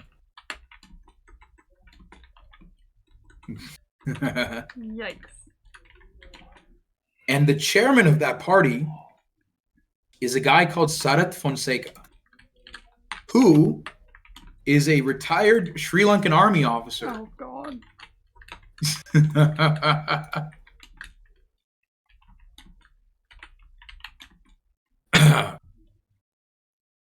I have to say, he's not very pretty. I'm late, so sorry if this has already been discussed. Is major familial political dynasties like this common in Sri Lankan internal politics? Yes, it is. So we talked about Bandaranaike earlier. His wife became prime minister. Oh my God. And by the way, his wife, Sirimava Bandaranaike, was the world's first woman prime minister. You're kidding. That's, if I was a liberal, I'd say that was a slay queen move. But she's a fascist. Absolutely. So, not her favorite. Yeah, Sirimava Bandaranaike was known for also making Tamil stateless. Oh. Just like your husband. Just runs in the family, you know? Yep. They go to bed at night and they're like, honey, guess what I did today? What did you do, honey? Well, you know the Tamils, how we don't like them? I took away their rights again.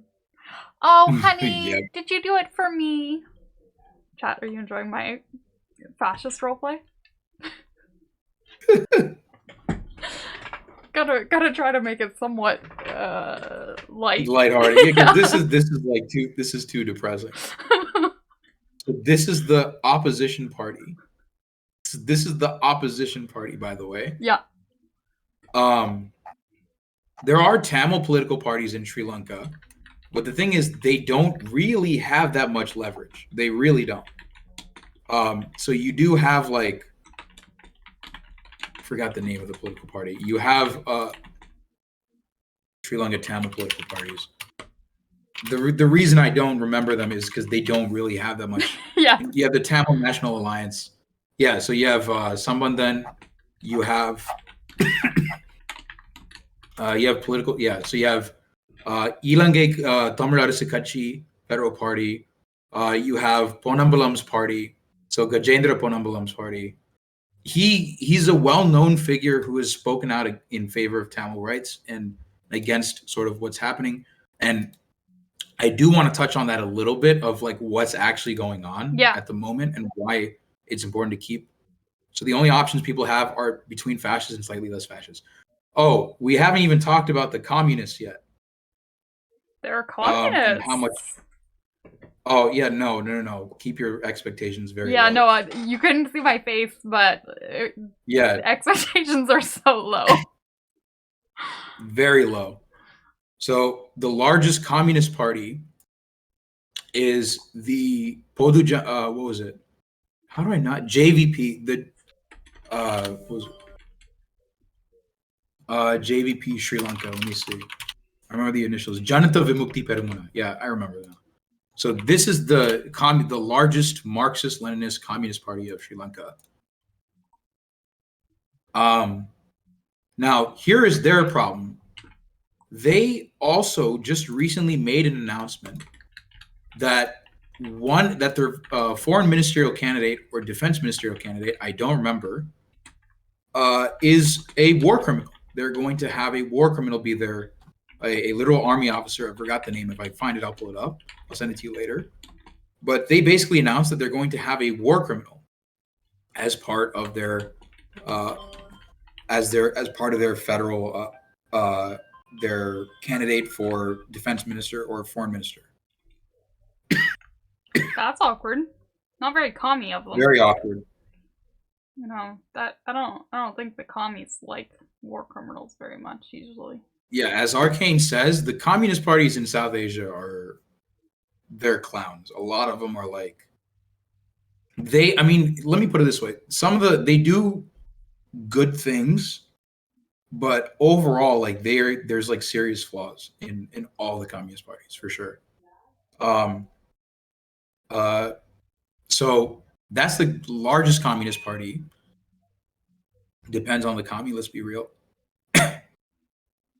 Like even the Maoists in Sri Lanka were split during the Civil War.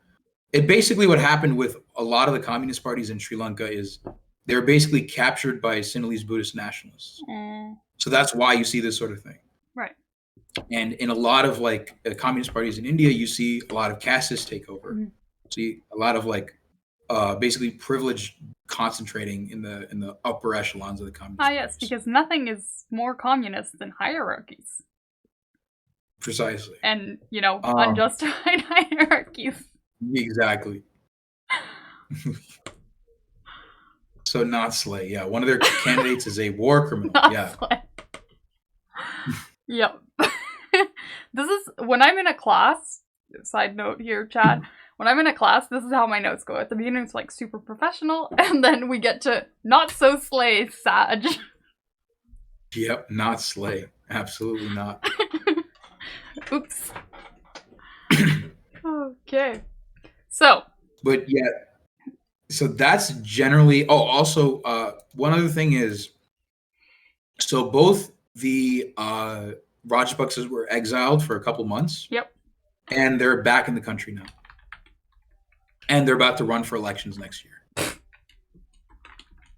So the war criminals that were elected to power because they were war criminals, that were thrown out because they bankrupted the country. And built useless airports that also are ugly. And destroyed, their rice self-sufficiency and whatnot. They are exiled. They're given a vacation, basically. And now they're back in the country. And there's a recent article that the headline went something like, the SLPP, the Rajapaksas, are trying to figure out how best to fix the economy right now. Girl, you broke it. Like, just go away. Go play Minecraft. Go play Minecraft. Stay away from the economy. Yeah, they broke the economy in the first place. Joy. Does it get worse, or are we at current days?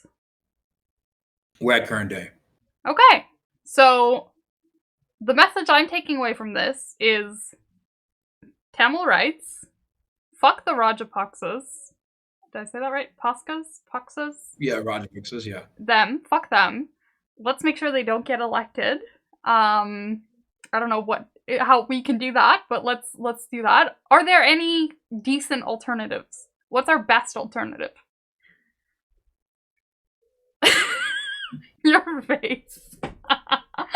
Oh no. Probably supporting the Tamil. I mean, even the Tamil parties have their issues. Like, so they're really like, probably the best course of action is just like this is one of those things where it's like, you're probably just better off like doing direct aid and stuff. Okay. If you're an actor. Okay. So doing like direct mutual aid. There's really nothing that we can use to back, and just raising awareness at this point. Because like none of the parties are really good. Okay. So what are But there is one sorry to cut you off. There's one more thing I wanted to There is one other story that I wanted to talk about. So this is a common thing that has been going on like recently, especially, but when post-Civil War, this is a common occurrence. So the other thing to keep in mind is that the northern parts of the country after the Civil War they were occupied by the Sri Lankan military, and they're still occupied by the Sri Lankan military. Okay. So you have army bases set up in the northern parts of Sri Lanka, where the Tamils are, and they basically kicked Tamils out of their homes, and they built military bases on top of it. Fuck. And they displaced several, like thousands of Tamils. So one of the ongoing things right now is that the army is basically destroying Hindu temples, they're destroying Tamil temples, and they're building Buddhist stupas. So an example of this is just recently there was a protest in the northern parts of the country attended by Muslims and Tamils that were protesting the army building Buddhist artifacts and Buddhist monuments that are building Buddhist monuments on basically the ruins of destroyed Hindu temples. And what happened was the guards of the monks that were basically trying to like build those Buddhist artifacts on top of the destroyed Hindu temples, those guys, their bodyguards literally pulled out a gun on the protesters. Fuck. So this is a common occurrence. So you'll have the army basically destroy Tamil like own things and like build their own shit on top. Whatever, whether it's an army base, whether it's a Buddhist stupa or something like that, or whether it's installing a Buddhist statue, they'll do that. Okay. Damn. So it's basically the situation right now is very similar to something that you would expect in like Israel, Palestine. Yeah. Where you have the army basically wholesale occupying certain parts of Tamil lands. So, what are the next steps? There's the panel that you're doing on May 19th, you said, I think? 18th or 20th, 18th depending or 20th. on Okay. depending on the availability of my guests. Yep. But yeah, we're going to do a panel around that time. Okay.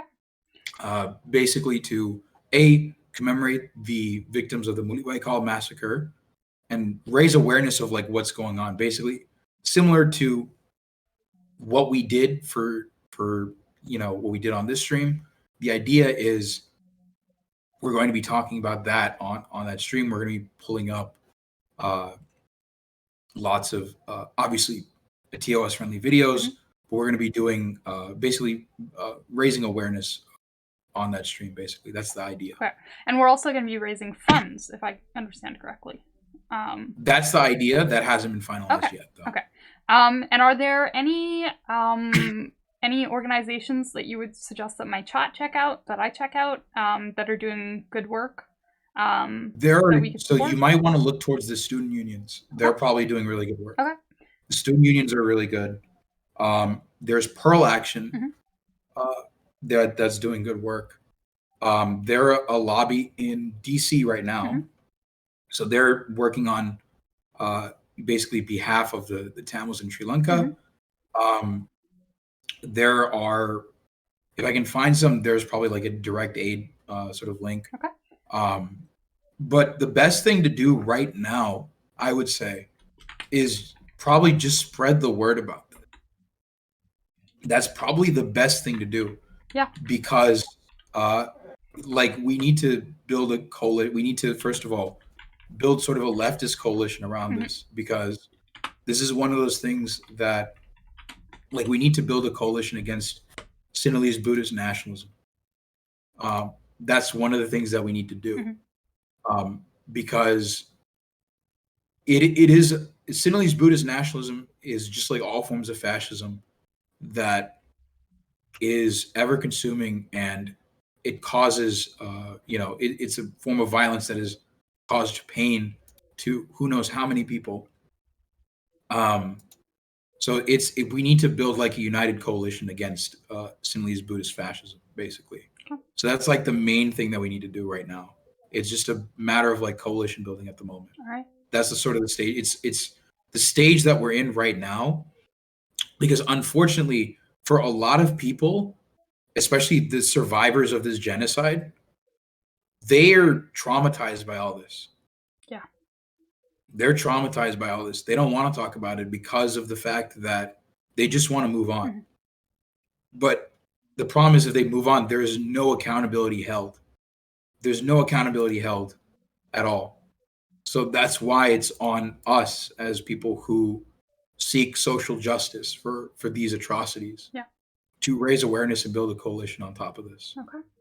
Well, chat, I put our guests' links in our chat. Make sure you follow on Twitch, on Twitter. Are there any other socials that we can follow you on to make sure that we're supporting your awareness work and that we're there for the day of remembrance and of awareness that you're organizing? So I have a Discord. Okay. I can just, you can link it in my chat. Yeah, I have a Discord. You can basically, it's a very cozy community. It's a very, very cozy community. You can just hop in and do whatever.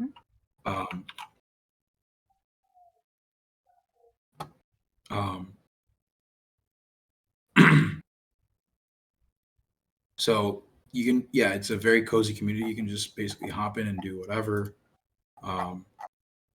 And the idea is, the idea behind all of this is that, like, if you want updates, I'll be streaming. I'll probably be streaming this weekend, maybe, if my voice gets better. Because like actually speaking here has actually been really difficult as of late. Yeah. So you can hop in here if you want, and you can stay a part of the community. This was an amazing talk. Thank you so much. Yeah, no problem. Sorry, chat. If like it seems like I'm struggling to talk, it's because I literally am. It's because like there's been something up with my throat recently, and so like this, like talking for, like I had to literally take the day off because like I had to rest up my voice. Oh, I'm so sorry. Thank you for being here. We really appreciate it. No, I mean any opportunity that I can get to basically raise awareness about this is a golden opportunity, I think. Yeah, and chat, we'll be talking about this again. We'll be joining the panel in May. I'll be promoting that, so make sure that you follow along, follow our guest on all his socials. Yeah, my Twitter is the same thing. It's the same thing as my name. Yeah, I put the link in our chat already. Yep. So join the Discord, follow the Twitter, follow the Twitch. Make sure you hang out in their next streams, and we will continue to support this cause as best we can. And you and I can talk also about fundraising and that whole dynamic off stream. Sounds good. Thank you so much for having me, and thank you everyone for listening. I appreciate it. Thank you so much for coming. I hope your throat gets better and that you're able to rest it tonight. Sorry about that. Yeah, hopefully. All right. Thanks, guys. All right. Have a good one. Bye. You too. All right, chat. That was a really interesting discussion. Thank you for hanging out with us for that. Like I said a few times, make sure you follow, make sure you join the Discord, all of that good stuff. And we'll continue talking about this. I'm gonna end stream now because I haven't had dinner. I'm gonna send you over to Mari, our friend. You can I believe that she's gonna be on the panel in May as well. I don't know if she's spoken to anyone about this, or she's, I don't know what her knowledge of this whole situation is. And I don't want to trigger anyone, so we don't need to talk about it in chat. She's mentioned it on stream. Oh, okay, slay. Also, yeah. Yeah, so I'm going to read Mari. And I'm going to put this talk up on YouTube. So that people, if anyone wants to watch it back or wants to, share it with other streamers, it's obviously a pretty long conversation, but people can watch segments of it. Whatever works for people, that resource will be there, so you guys have access to it. And I'll put a link to my notes so that you guys can go back and read through what we talked about today. All right. Thanks for hanging out. Enjoy yourselves with Mari. Love y'all. Have a good night. Bye. Bye-bye. Bye. Bye, chat.